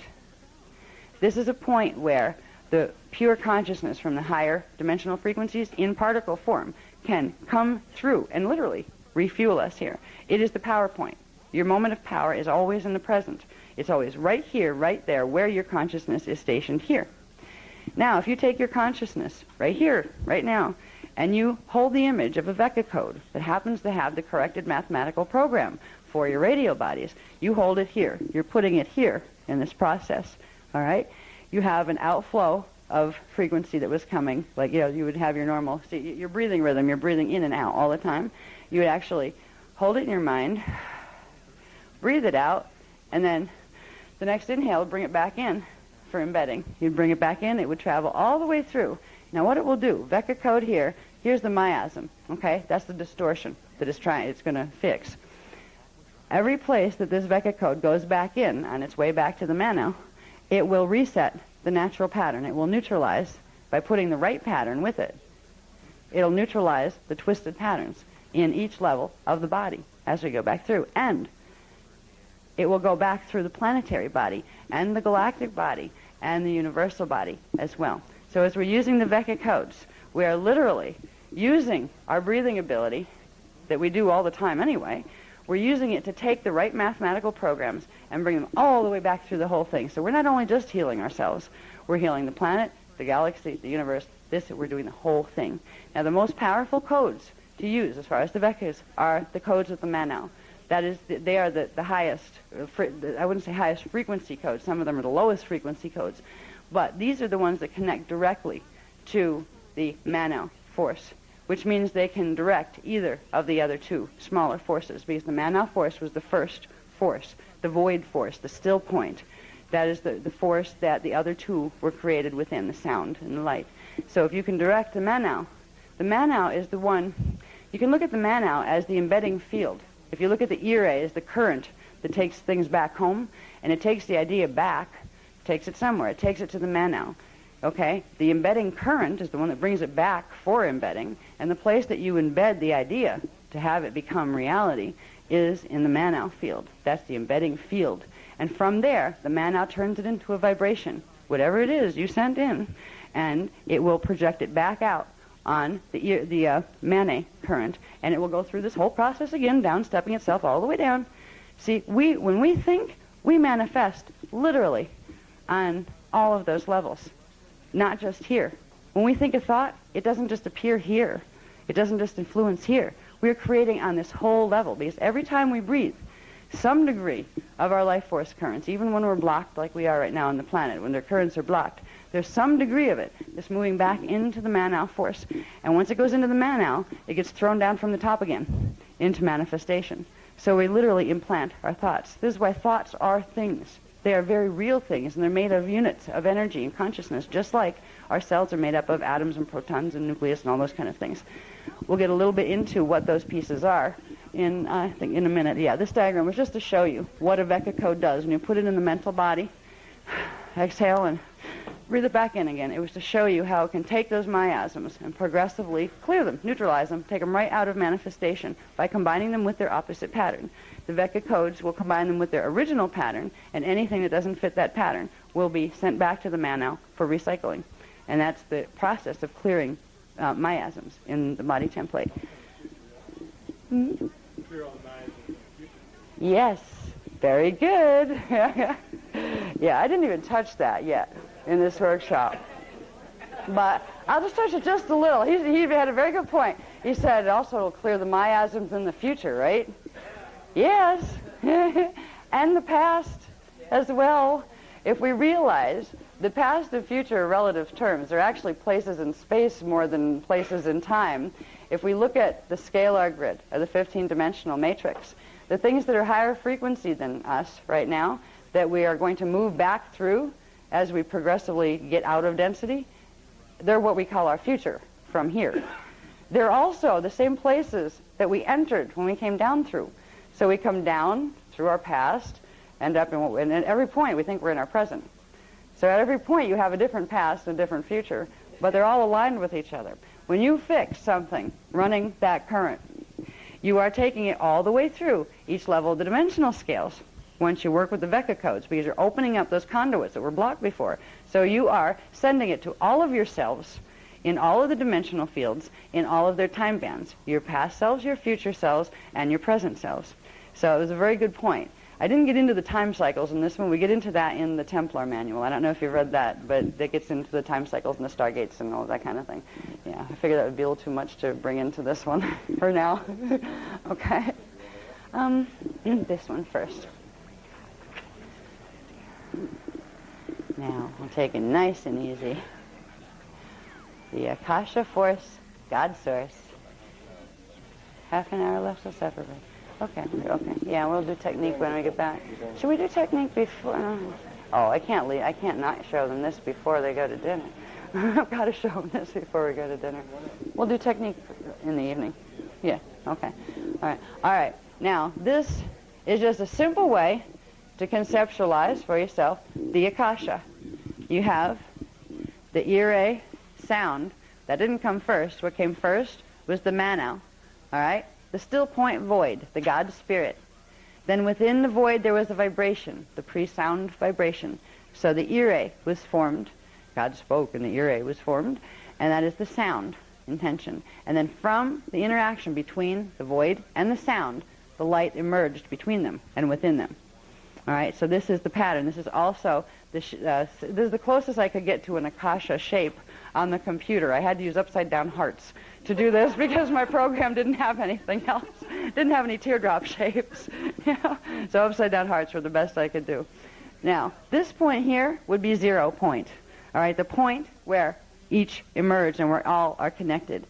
This becomes important when we begin to understand the structure of the radio body. Now, here's the graph from oh, no, am I going to do that one yet? No, I'll do this one first. Yeah, we're building up to the graph that almost killed me. Yeah. All right. This, I'll show you the top part of half this first. Okay. The 15 rays and 12 domains and 7 higher and lower heavens.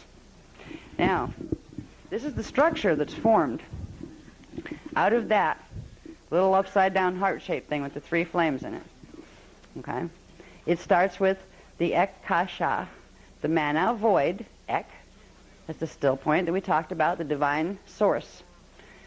That is made out of units of partikai that as they come down, step down the dimensional scale, what they start to form. They start as partikai. Manau goes into partikai, goes into rayons, ionons and neutrons. That's each step down for each density level.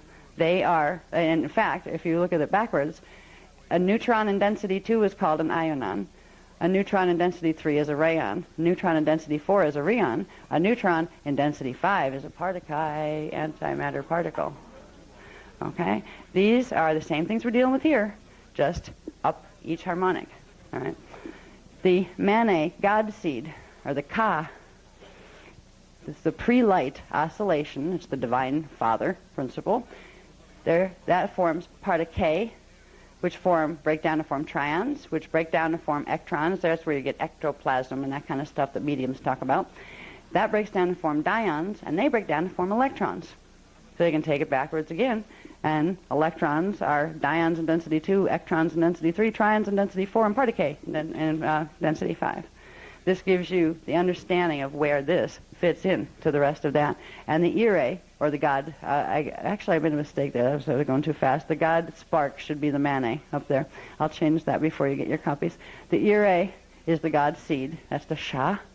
And that's the Divine Mother principle. And it manifests as the particum, and they manifest as mijans, which are basically can be considered sound units, just like the ones coming off of the mana can be considered light units.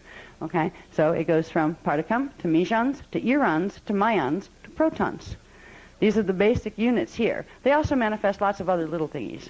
Okay, everything from quarks, that make up different things. There's every particle that's been identified here fits into this, and it has its own correspondence with these. Sometimes you'll have combinations of various ones of those particles that form other things. You have muons and mesons and all sorts of other types of subatomic particles here.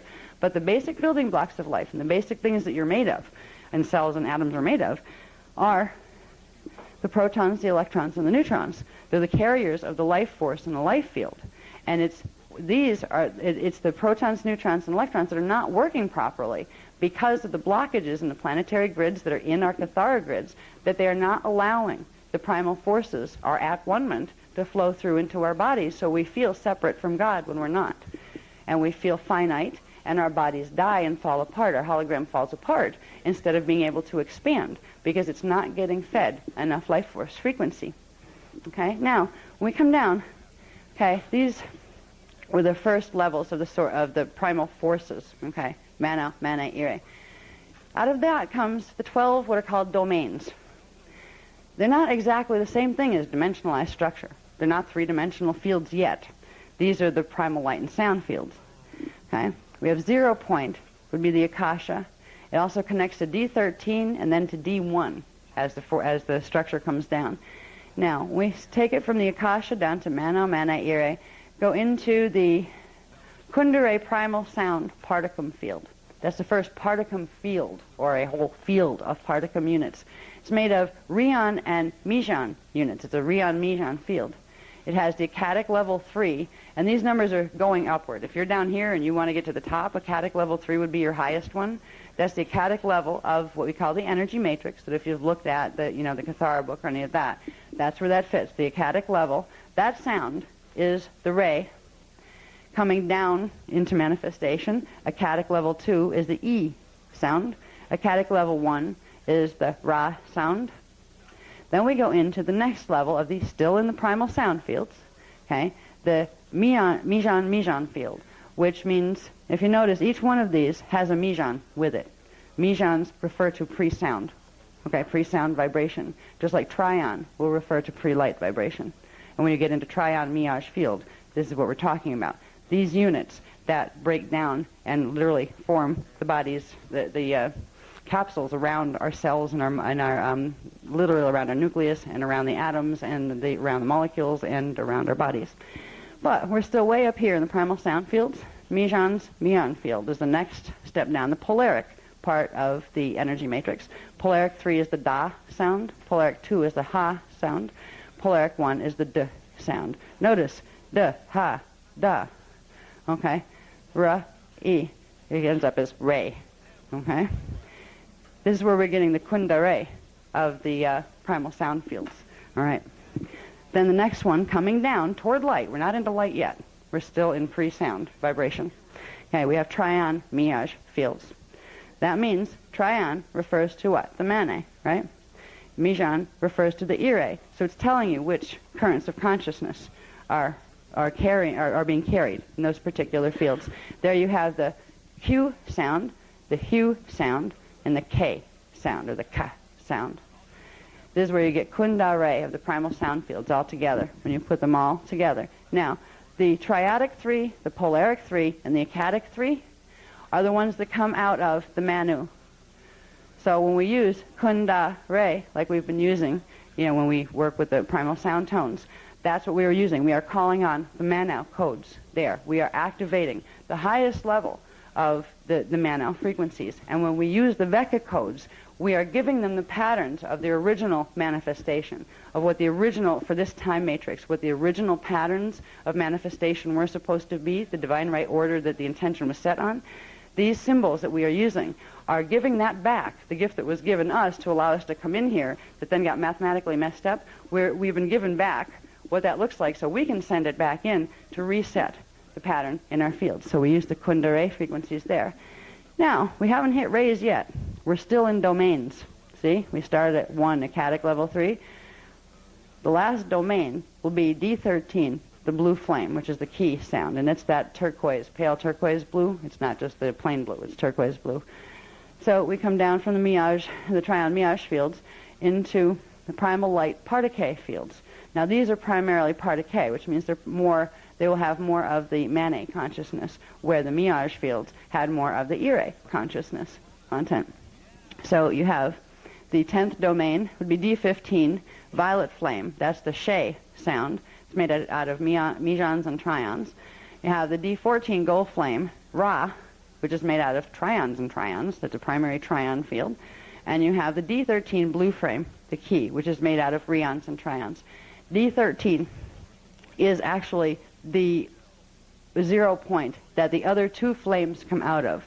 That is actually a stronger frequency and a more powerful frequency than D15. 14 and 15 come out of 13. 13 is the 0 point. It's the linking point between, this would be one Cathara grid, those 12 points on one Cathara grid, the cosmic Cathara grid, and this is where the 12 points of the other one would fit. But these 3 points, these would be the 12 points of the other Cathara that I'll show you in a minute going down. That 13, 14, and 15, those primal light fields, they would be the first 3. They're the 15, the dimensions that go, 12, 13, 14, and 15, but they're also number 1, 2, and 3 going up to the next Cathara grid. So these are overlap areas. These are where these 2 combined. So it's a 0 point where the Manu force literally remanifests itself. It would be what some people would call a monadic point, where there's another God seed there, a reflection of the original one that started the first. So there's another matrix that it creates. Now, let's see.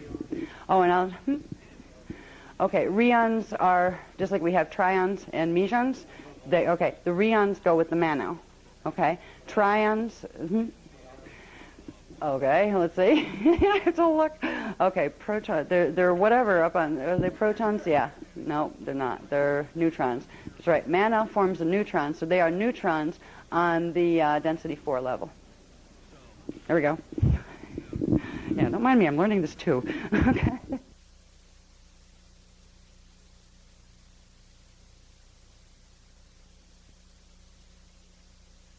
Particle spin. So this is where you get cosmos and parallel cosmos. All right. Same thing happens when you get down here, and there's whole bunches of these nested together that give you nesting clusters, and I won't even attempt to draw those quite yet. I have millions of drawings all over the place, and it's like I wish I could do something easy like the flower of life. There's a lot more to it than that. There's like lots of those within lots of those, but they're actually based on 15, not on 7.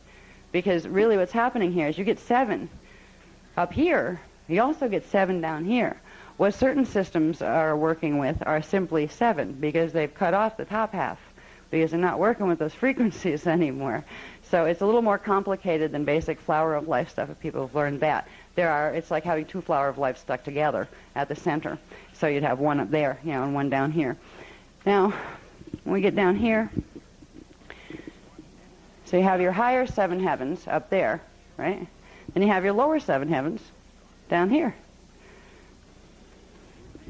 Okay? Again, the primal light fields, that overlap point.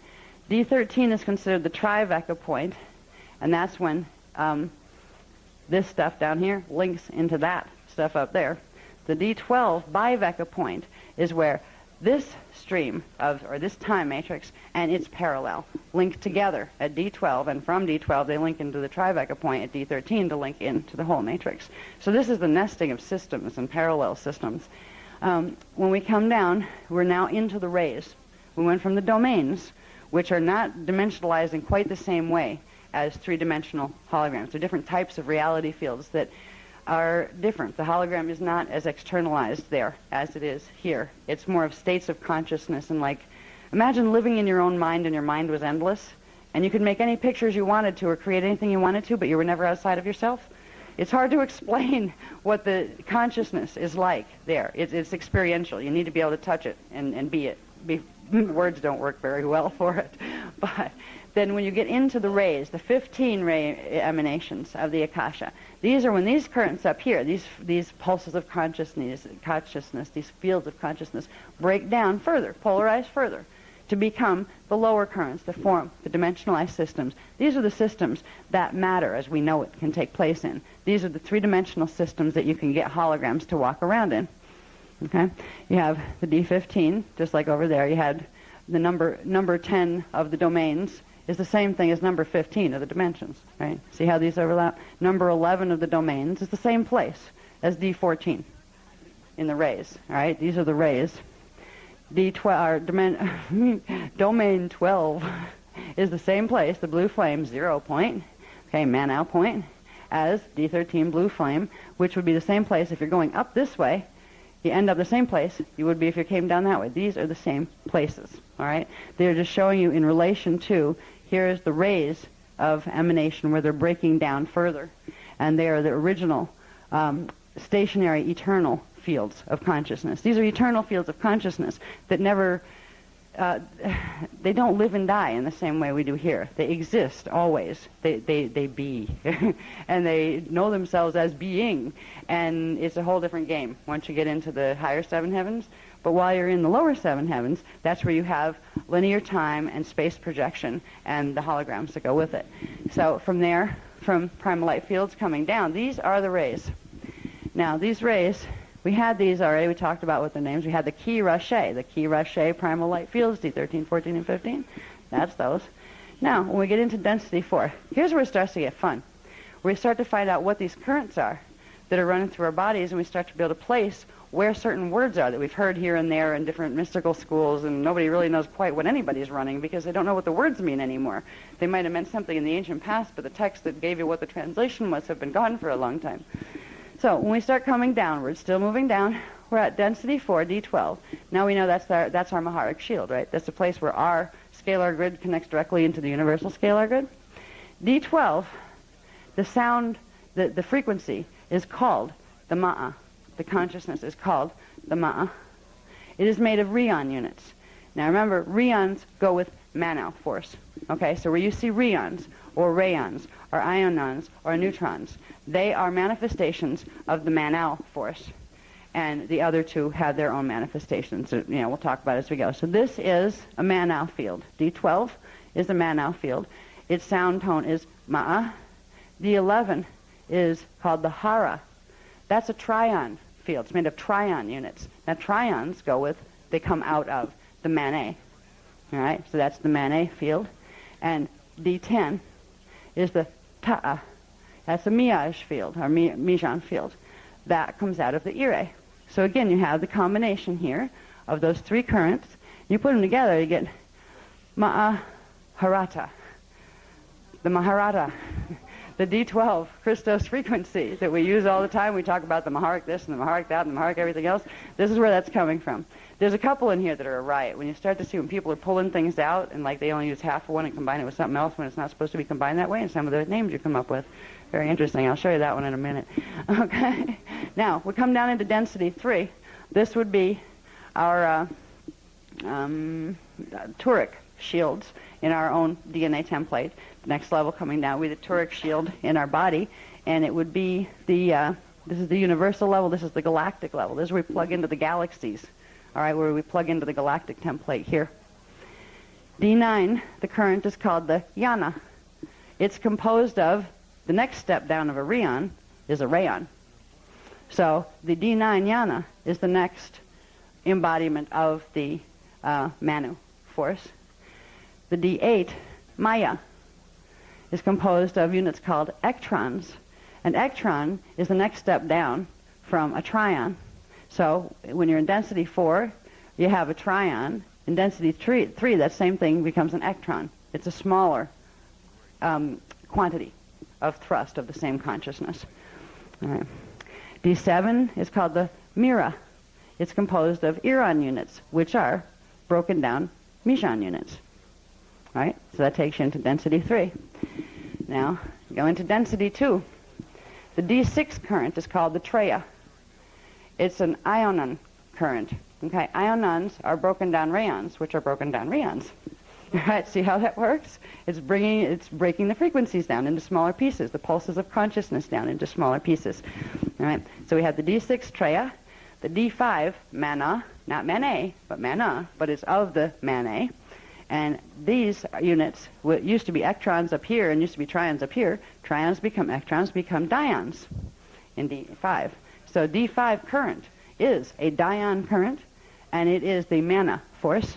D6 current is a treya current. It is made of ionons.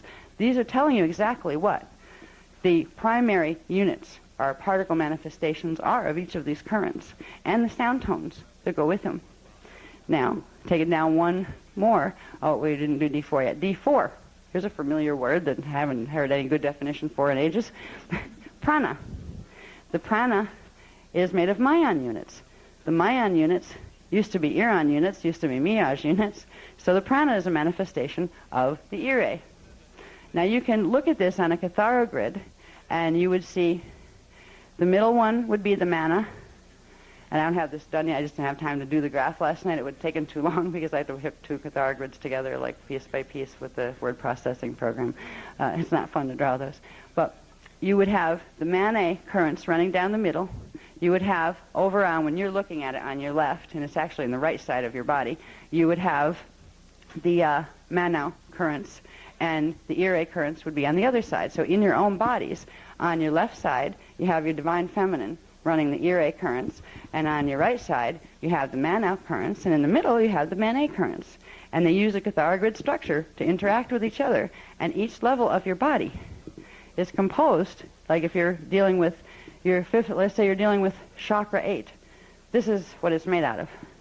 This is why science can't see it yet, because they don't know how to detect these other interdimensional particles, because they exist at a shift of angular rotation of particle spin.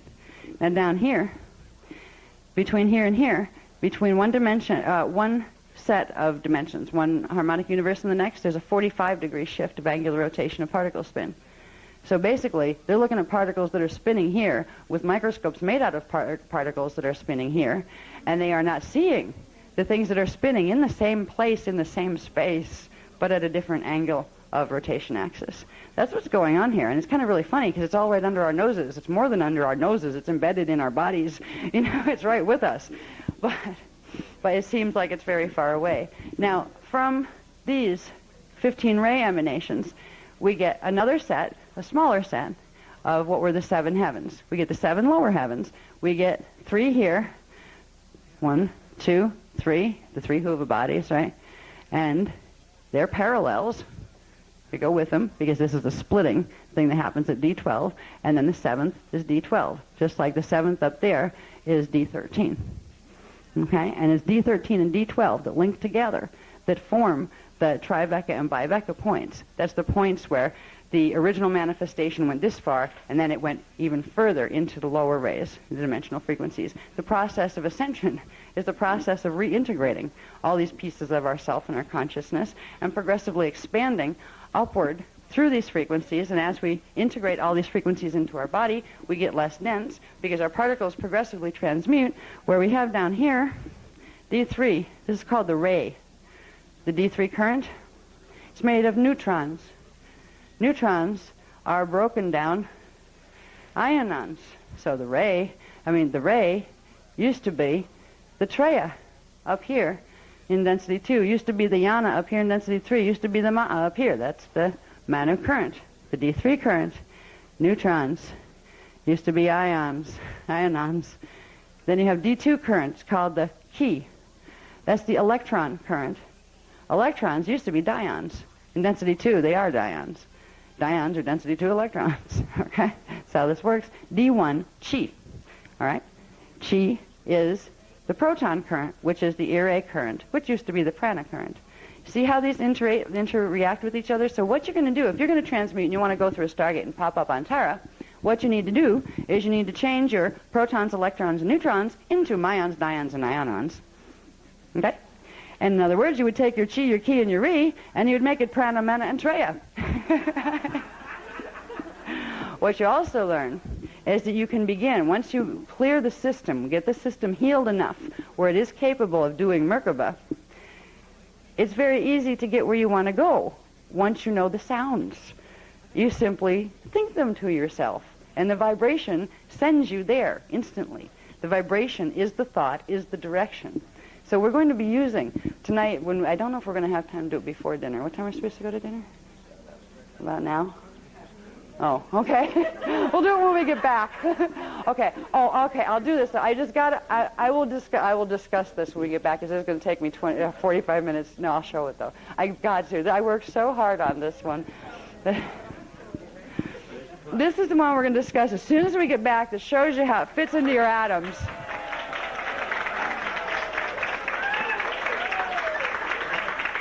That was tough. Thank you. This is an atom, and this shows you exactly where what fields are, where they're supposed to be, what current they're made out of, and this nasty little line of sparks down here are where they're blocked, either half blocked or whole blocked. You see the amount of current that is blocked out of what are our atoms going to look like once we get them back to what they're supposed to be.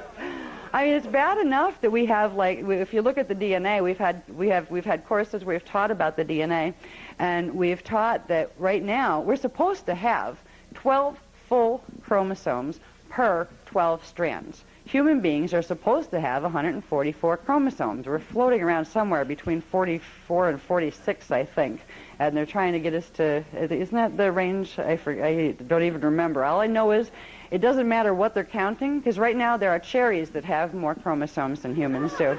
And science couldn't figure out quite why this is, because you would think that the bigger and more complex a life form was, you would think it would have more chromosomes. But right now, science kind of like, interesting, because you have cherries and like some types of blades of grass that, tree frogs and things, that some of them having many more chromosomes than human beings do. So it was like, not a general rule of thumb here. How does this work?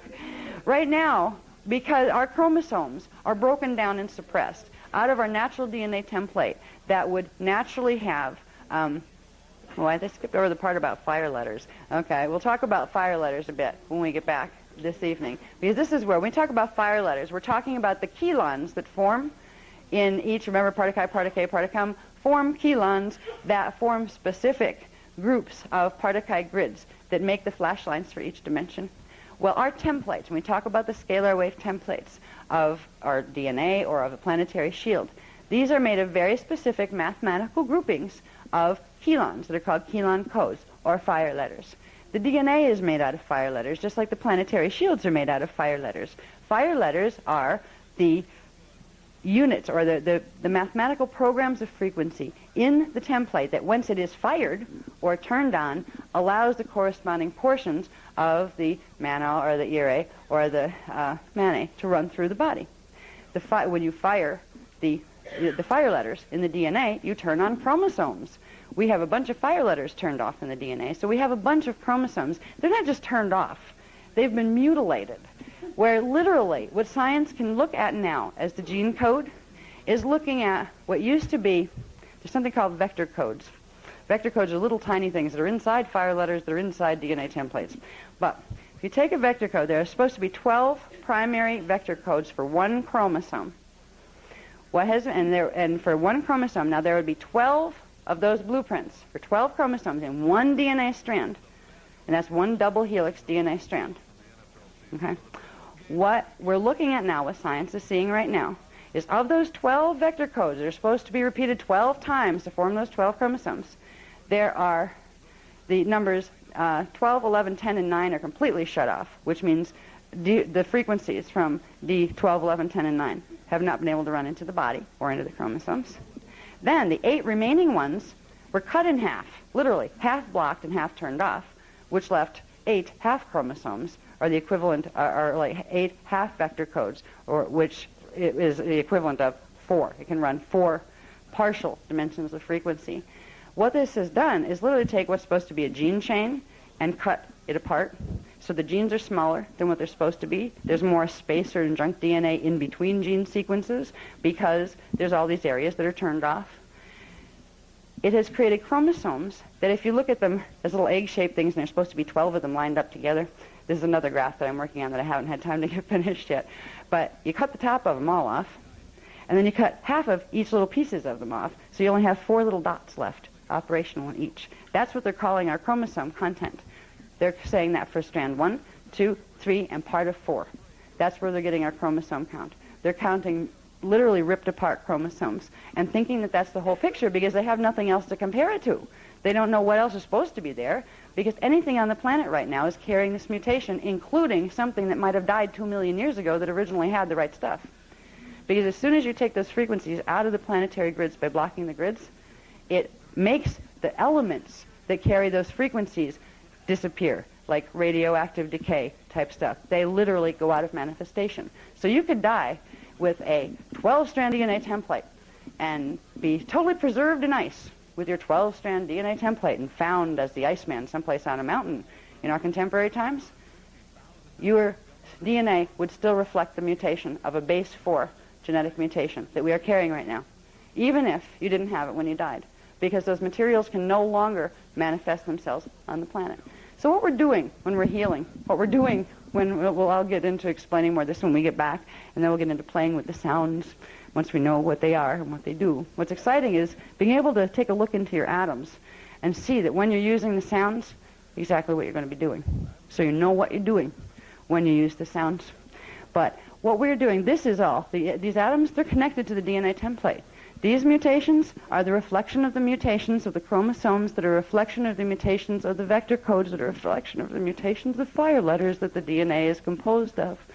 And all of these things are frequencies running in the bodies, and every one of these things connect directly to the Merkaba field and the Merkaba vehicle.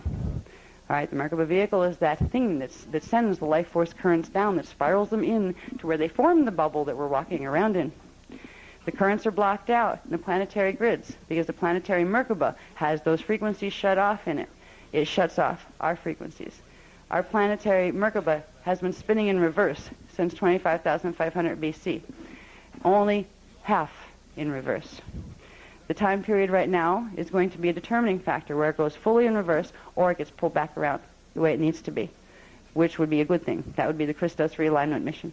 So these are all connected, all these parts of anatomy and the radial body, that tissue capsule that's around each three-dimensional level of you, that's actually the little atomic one for your next big body up.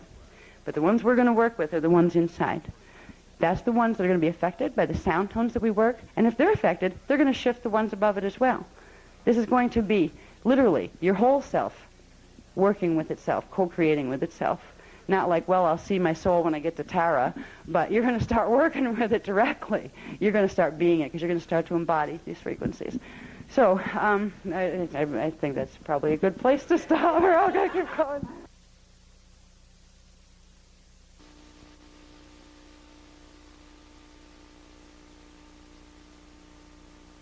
Mutations that we've been doing as part of the roundtable work. This is what we're activating first with the tribal shield sound tones, and that begins activating part of the Turic shield, which is the part of you that connects to the galactic shield, and your Maharic shield is the one that we're all using when we use the D12 frequency and activate the the Maharic seal and the Maharic shield. You're activating this one. So now you know what density we're dealing with, what shield we're dealing with, and here is how the currents break down for each one of them. These can be read going down this way. They can also be read going over. So you can see this is the E ray. So the E ray here in density 1 has ray 1 is dimension 1. The dimension 1 frequencies, that's the chi. That's the protons. All right, it manifests here as our proton content. If you came over here in density 2, it manifests as ray 4, the prana, made of myons, which are density 2 protons. You can bring it over here, density 3, it makes ray 7, the mire, the density 3. Here, ray 10, the ta'a, is made of muons, which is the density 4 protons. So see how you can read this. You can read this to find out the E-ray currents and run them across.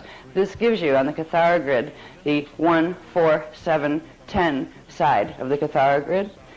This one will give you the middle pillar in the Cathara grid. You have the Mane manifests as ray 2 in density 1. That's the key. That's the electrons, where the electrons are manifesting from. If you bring that over to density 2, it goes from ray 2 to making ray 5, and that's the mana, and that's made of dions, density 2 electrons.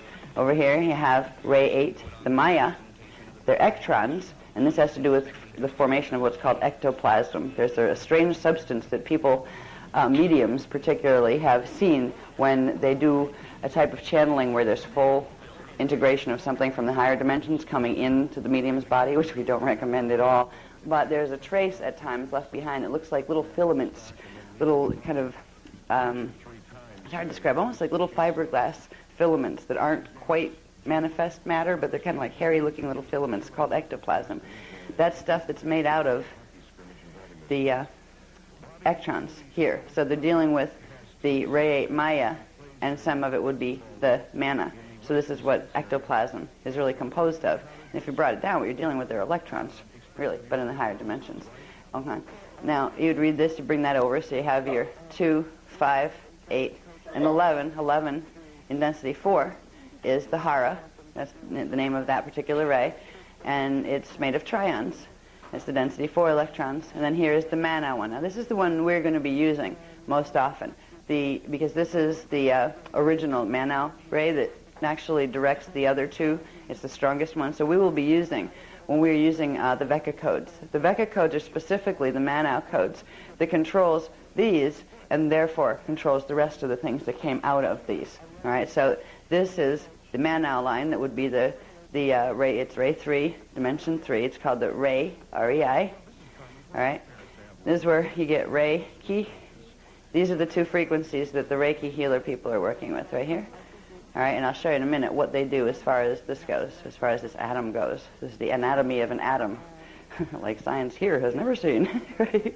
Okay, so the Manu codes go from ray 3, D3, the ray current, which is a neutron current, to ray 6, which is the Treya, and they're ions, that's density 2 neutrons, to the ray 9, Yana, rayons, density 3 neutrons, to ray 12, the Ma'a, which is made of rheons, density 4 neutrons.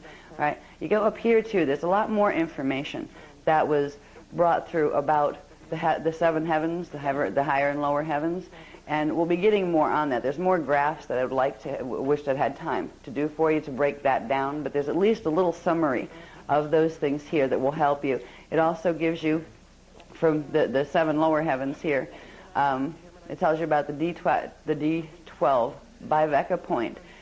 The density 4 Maharata, Universal Christos, liquid light, pre-matter, divine blueprint, is the 7th lower heaven that holds the D12 Bivecca point.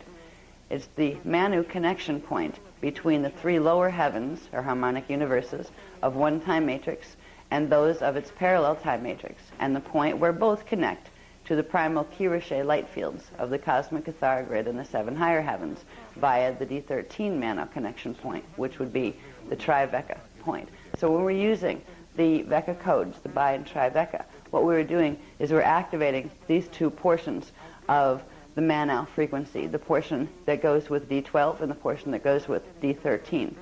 Right? This activates things, if you think of our 15-dimensional anatomy, it's activating things up in the higher levels, like that are connecting our D12 and D13 aspects of being. But what it's doing in our atoms, it's connecting things out here. The Bivecca and Trivecca points would be out here. If the nucleus of your atom is here, and then there's different rings of fields and forces and protons and electrons and things that come out of that. And eventually you get to the point where you have space between atoms. right? Where what's between, there's something between one atom or another, or they'd all just be one blob. All right. This area here, these areas that are colored, are the Manaw areas here. This area, you have your D3, your D6, and this goes into the D8, 11, 9, 12. That's actually, the 8 is here, and the 8 line itself isn't part of the void, but that's the crossover point. These would be the void spaces, the fields that are happening between your atoms.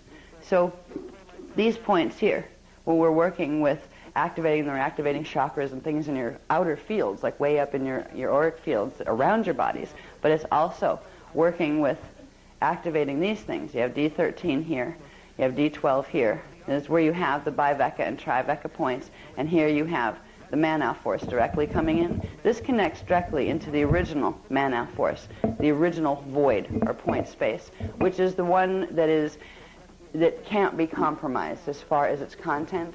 If you have D6 frequency, let's say, D6 frequency here, this would be a manifestation of the Manaw force.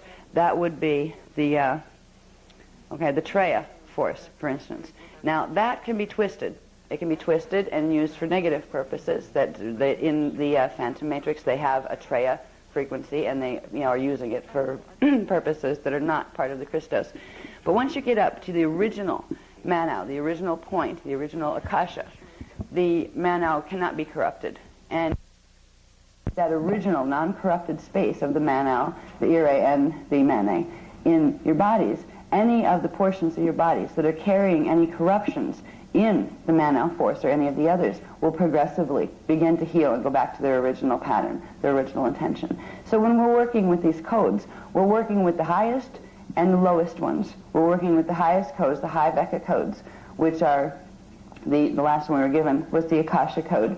And we have the biveka and the triveka, and the Q Veka, the Da Veka, and the Ra Veka. These were the first 5 of the codes that we were given to work with. And what they do is they activate the real high stuff, the stuff that would be the space between the atoms in your bodies, where there's supposed to be the natural light fields that plug you into the original Manaw forces.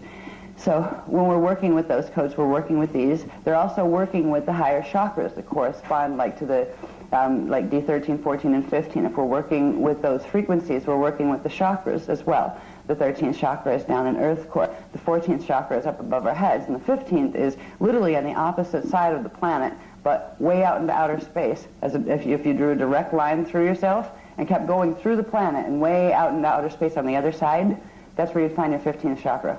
It's way out there. It really literally connects you to the universal template, to the primary light fields. So all of these things are connected. When we work with Veka codes, when we work with any of the sound tones, we are affecting our Merkaba fields, those spinning, spiraling currents of energy around our bodies, which are also around every one of our cells in our bodies. Every one of our atoms has its own little mini Merkaba. Every one of our DNA strands, every one of our chromosomes is built on mini Merkabas, little tiny spiraling frequencies of electromagnetic energy. They're supposed to have a certain spin rate, and they're supposed to go in a certain direction to bring these currents in to form the form constant, that little ball in the middle that gives you a place where manifestation can take place. All right. Now, the mutations that have taken place on this planet that have kept us literally imprisoned within our own cells for, once you come in here, you come in fetal integration. And in fetal integration is the process by which the soul, or you as an identity that doesn't have a body on you yet, comes into manifestation here, into the physical, into density 1 physicality. That's done, it is not done at conception. It cannot be done at conception. I've talked about this before. There are 33 to 55 days, 56 days, it usually takes before the fetal pattern composed of the mother tissue and the father tissue and the life force that they brought into it, before that can grow large enough and strong enough to hold the essence of a consciousness coming from another dimensional field coming into it. If fetal integration was attempted before the 33rd day, it would literally blow that pattern of energy apart. It would kill the fetus. It would result in a natural miscarriage. So when we do fetal integration, it's not done at conception. We may have like a contract for that body. Yeah, when it's ready, I'll come into that one. But it is not somebody different at the time of conception. The potentiality for individuation and for individual life has created a conception. But whether that will become an individual life does not actually take place until soul integration takes place, or fetal integration. Fetal integration is the process by which the part of every being that is connected to the divine blueprint, your avatar level of self, sends down an anchoring rod of frequency, a little spark of D12 frequency, and it anchors into the fetal body in the first of the first 8 cells that were formed in the fetal body. That's why we use a lot of, when we work with Merkaba, we use certain techniques that deal with the tailbone and what is in the tailbone. Because the tailbone, inside of the tailbone, there are the first 8 cells that are created when the fetus starts to take on a life of its own, following the imprint from its combined mother-father pattern. When we go into the first of the first 8 cells, we're going into that original cave of creation in the body that you came into when you were anchoring as a consciousness into the physicality of the body. Now, when we do fetal integration here, because of the distortions of the planetary Merkaba, we immediately pick up those distortions and consciousness. And it's like lights out. As soon as you come in, you go back to sleep. You don't know who you are anymore, because half of you is like stuck. You have your D4 astral body that can't communicate with your D3, your D2, and your 1 body anymore. So you don't remember who you are. You don't remember what you came to do. All you know is you wake up and you notice fuzzy light and dark movements around, and you hear sounds that you don't remember what the languages are yet, and you do the whole baby thing, coming into the space as a baby. But what's interesting is, because of that original spark of a little bit of D12 frequency, the first of the first 8 cells, there's a state that comes in with you, even if you can't process the middle frequencies that would give you a full conscious understanding of who you are and what you're here to do. There's a spark of cognition that comes in of your Christos self, and that spark gives you, as an infant, this very interesting state of consciousness. The at-one-ment is there. Most infants, at least infants that are born through a human or an indigo imprint, it's a little bit different for Leviathan races, which are the hybrid races that are born without a Christos spark, because they're not incarnating from a Christos matrix. They're coming from someplace that has reverse coding that doesn't have the D12 Christos frequency. But for people, most people are coming in on the indigo and the human imprint. When they get into body, they're able to bring in the cognition of a piece of the oneness, because they're able to carry the Manau a bit in that first of the first 8 cells. The Manau, the first of the first 8 cells, is the meeting place in the body, the first meeting place for the Manau, the Mene, and the Ire. They come together there. And this is why we work with, when we're doing certain types of Merkaba activations, we'll work with that cell, because that is where we can begin to open up right into the body, and if we open it up into the body at D1, it begins to come through. Where's D1? And this is hard because they're not all in order here, if you'll notice. All right, it'll bring it in to here, into the proton fields. The real window of Manau, if you want to call it, is here in the center of neutrons. Okay? The D3 neutrons. Now, neutrons, what our scientists see and call neutrons, are actually part of the D3, the third dimensional particle field. They're the ray, okay, the REI sound frequencies. They manifest as neutrons, and what they're supposed to have at their core is this little Manau window that actually can open and close. We're supposed to be able to open and close it at will, just by intention. When the body needs to have some more energy, this would naturally open and let all of these other currents, more of them, come in. It would be another pulse of consciousness that would come in. The pulse of consciousness that keeps our bodies going is supposed to come back and forth through the little window in the center of our neurons. And then there's a communication that takes place between there, where that information gets sent in the form of frequency all the way down through the different levels of the atomic structure, each one of which carries one of the primal currents. You literally have the 12 currents are supposed to be running here, and then you'd have the current, and when you get into this space, you're actually in the place of the spaces between the cells. This is what's happening, that you're activating this stuff when you start to feel that really odd sensation that I talked about yesterday, about feeling like the wind was blowing in between the spaces between my cells. I had an experience where I actually could feel. And it's a very weird feeling at first. It's like you feel two-dimensional. You feel like you're made of air. You start to begin to feel the reality of the statement that your body is a thought form. you begin to realize, wow, it really is, isn't it? It's not as dense as we usually feel that it is. When we begin to activate the Manau and the higher life forces within our bodies and start bringing these distortions back into alignment, this starts to align and activate, which means these currents begin to move in through the bodies. They begin to speak to the center of the neurons. What's supposed to happen in transmutation if we decide we want to go through a Stargate? All of these things are supposed to be able to activate. As long as they can all activate, you can bring your whole atom through. The parts of your atom that are blocked, and right now these are the parts that are blocked, which I'll talk about in a minute. These are the parts that wouldn't make it through a Stargate right now. All right? Naturally, when these things aren't here, and all these currents are flashing on and off in their natural order the way they're supposed to, you would go through a Stargate. The Stargate would have the similar type structure in its own structure, and you would intend to go through it. You would be able to turn every part of you into superluminal particles, which means the particles that are down here, you turn them into these. These you turn into these you turn into these you turn into these. This is what you're doing. You're literally upscaling the vibration or the frequency, the upscaling oscillation of the units that your physicality is composed of. Right now, because these currents cannot circulate and they cannot come in, this can't activate. The window that's supposed to allow the Manau force to come through so you can turn yourself into light and then turn yourself back into matter again, this has been taken away from us. The ability has been taken away from us because of what has been done to the neutron window. That little black mark there is frequencies fully blocked by D9 through the frequencies that are fully blocked. All right. Now these are blocked through the grid distortions that we've talked about in the Templar course. That whole Templar manual gets into why they're blocked and how that's happening. But what it results in is these little black marks are the frequencies that are fully blocked, like completely turned off.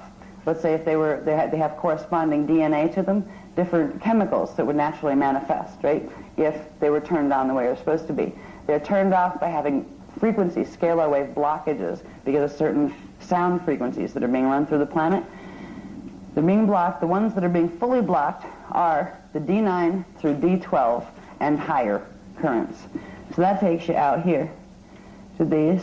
You have, let's see, where'd the D9 go? I'm supposed to be there. Yeah. Wait a minute. Yeah, we have this one. D9 is blocked. D8, 7, 8, 9, no, 8, 9, 10. Okay, 9. No, I'm trying to think. I want to see why I have this here. Why do I have this one down here? Yeah, all right, 9, 10, 11, and 12 are blocked. So these things are completely shut off. That means all of these currents that would normally, you would have the D11, the Hara current. You actually have the Hara shut off. There's something that's coming in from D8 that's passing itself off as our Hara line. The Hara line is what runs down, it's a frequency that runs down the center pillar in our bodies. Most of it's turned off right now. What we're calling Hara isn't even really Hara. It's the one below it. It's actually the Maya line, the frequency that's running down, and it shouldn't be. There are reversals that are taking place because of this, where wherever these things are, there's partial reversals, which means you would have part D10 and say part D7 instead of D10 and D7 where it belongs. They've scrambled the pieces of the frequencies, which means they've scrambled the amount of electrons and protons and neutrons that we're supposed to have in our atomic structure. So the cells don't know how to talk to themselves anymore. This is why the body dies so early. It has a very short lifespan, because all the natural currents keep getting blocked up and they create more blockages from the original. It's like once the blockages come and the currents try to come in and their natural pulses of consciousness, the body cells can't hold it. The neuron windows can't open, and the frequency builds up around the area where it's supposed to go in and around where the blockages are in the template, in your scalar wave template, and it begins to crush your natural scalar wave template, which means it begins to shatter the vibrational frequencies that they're normally carrying, and that creates holes in your template, which creates more blockages where the energy can't flow. So literally, the body consumes itself because it can't process its own natural life force frequencies.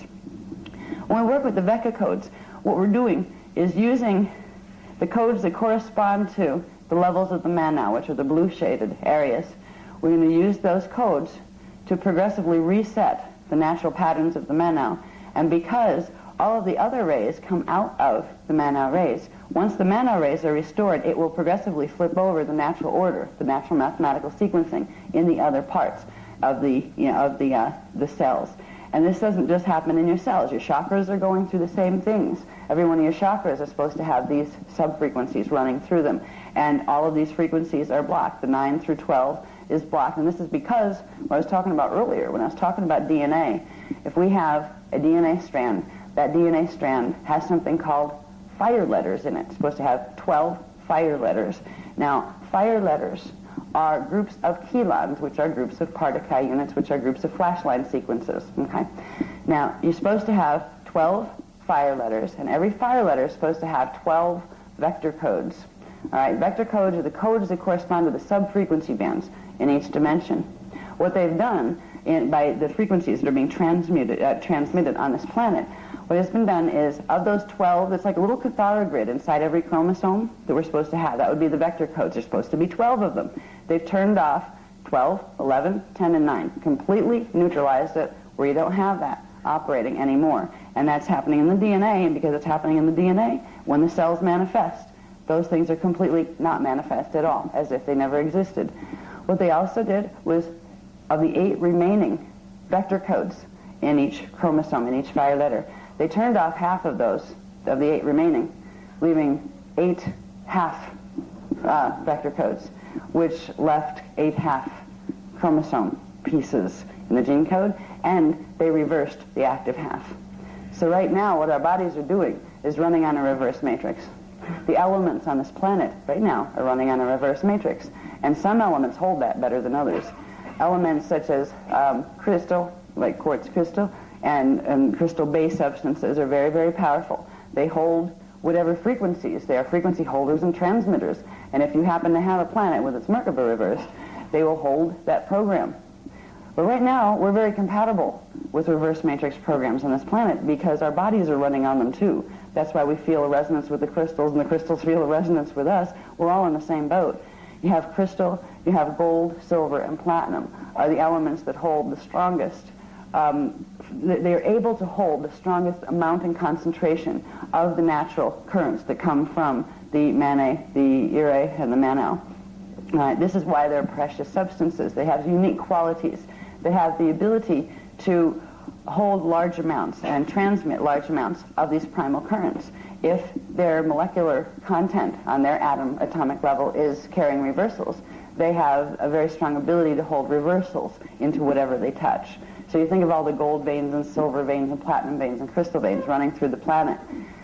These could either be used to make or break this place. If they are running on a reverse matrix, they can make sure that this planet literally goes into a fall, which would be having its shields reversed completely and ending up in the phantom matrix black hole system. All right, same thing's happening in our bodies. Now, there are ways we can heal ourselves. There are ways we can heal crystals and metals and those kind of things so we can help each other to get back on the right track, where we're getting our life force back and our original blueprint back. There's going to be techniques we're given tomorrow where we begin to play with the 3 forces, the Mano, the Ire, and the Mane.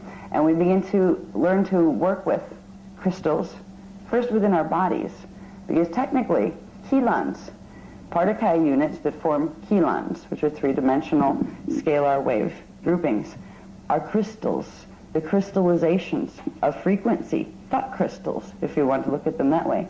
So we're going to learn how to communicate and begin to heal using those primal organic forces to heal the crystalline structure within our own bodies, and we will be able to therefore also begin to heal the crystal structures of Earth. So if you have favorite crystals and those kind of things, right now there are programs being run through the planetary grids to amplify their reversals, to make sure they help your crystals in your body to stay reversed. Well, once you know the game and understand what's going on, and you know the natural mathematical templates that are supposed to be held by the radio bodies of elements here, which are the Manao codes, you can begin to heal it in yourself and also begin to heal the crystals that you like and the crystals in the whole planetary grid and the metals.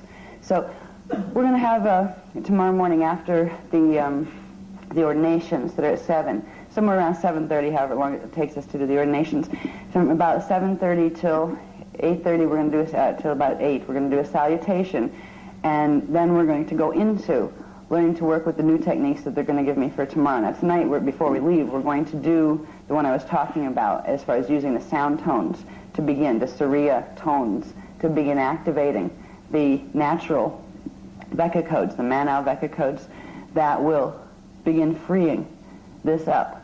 What's going to be interesting is I've been told that these things, particularly when you're working with the high Veccas, if you've been working at all with the high Veccas that have been out, like piece by piece, we've been getting the high Vecca codes out for a little while. If you've been working with them, they're already active in your system.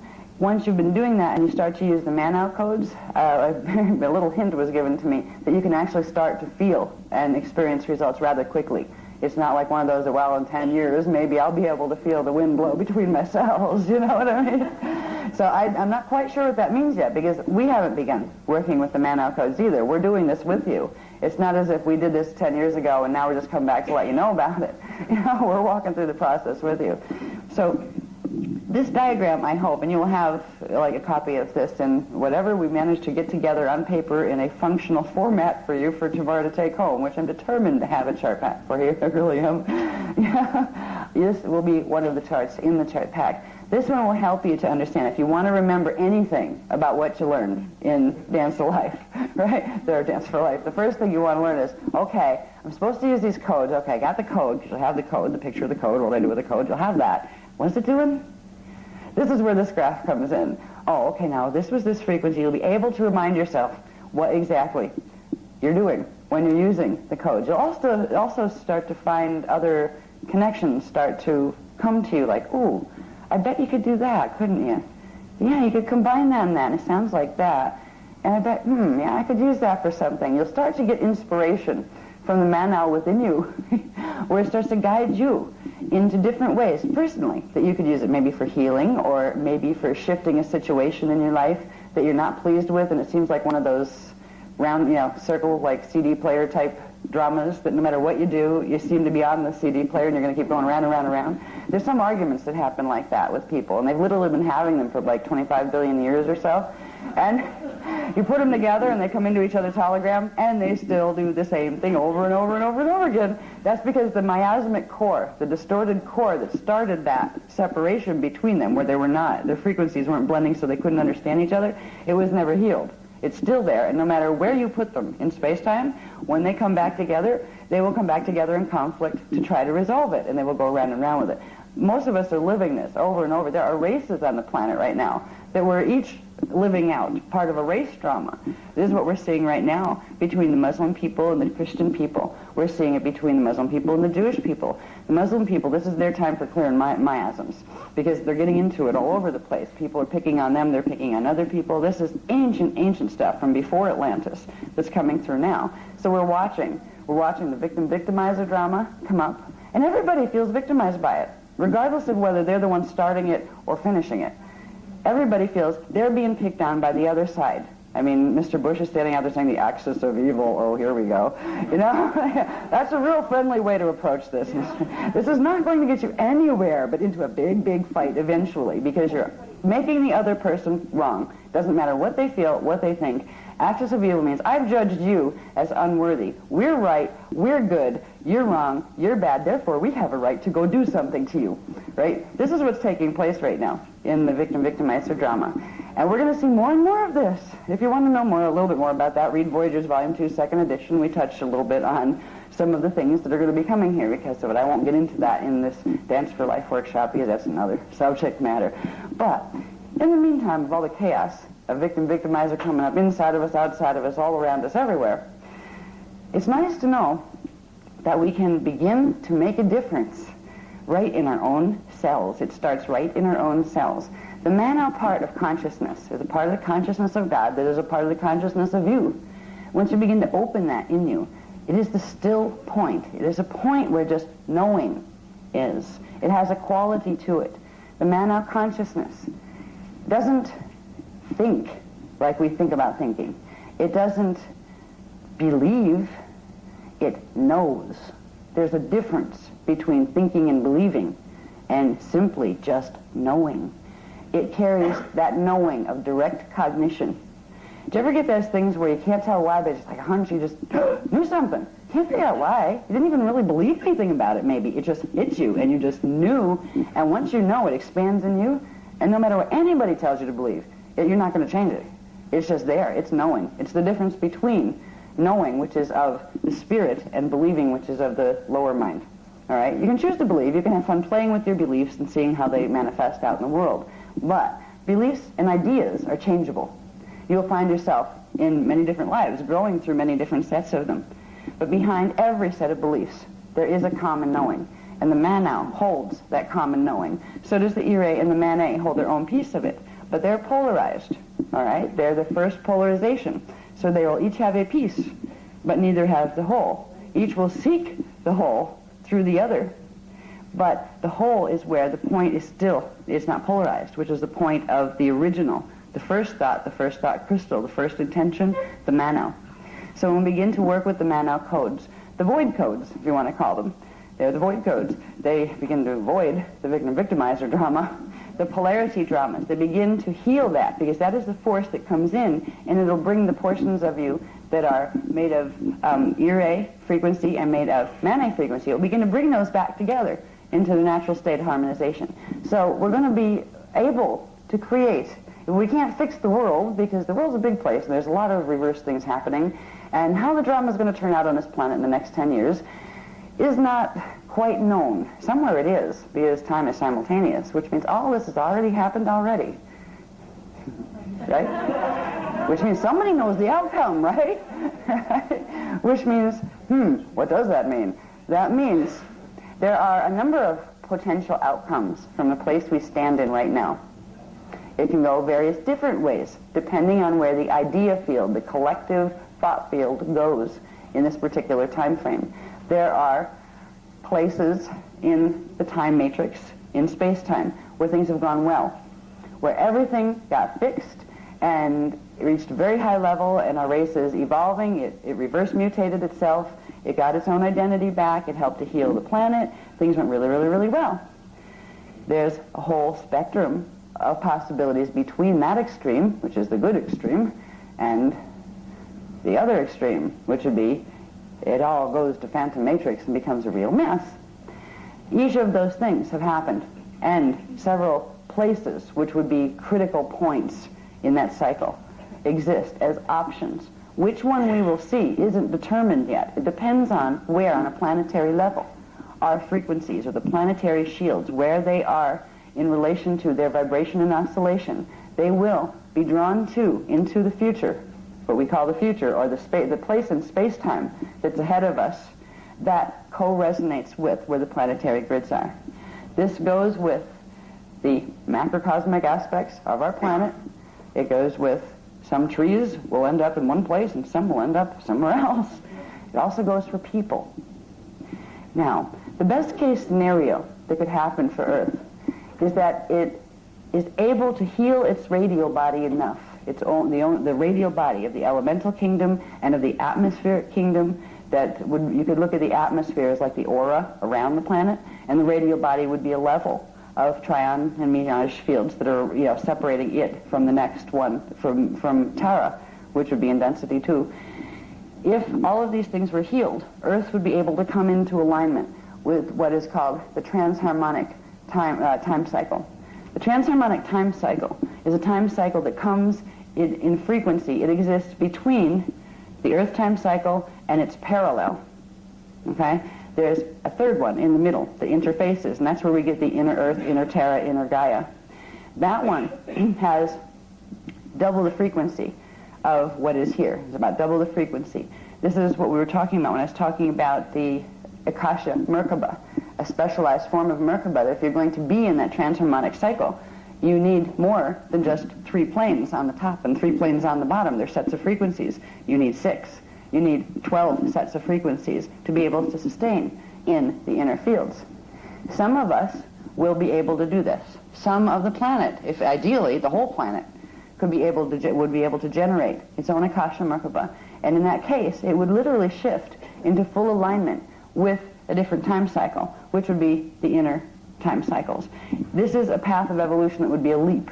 All right? The planet's not going to do that this time, because there's not enough time in this stellar activation cycle for it to reverse mutate its radial body that much. There's so much damage here that it can get part of itself through and in alignment.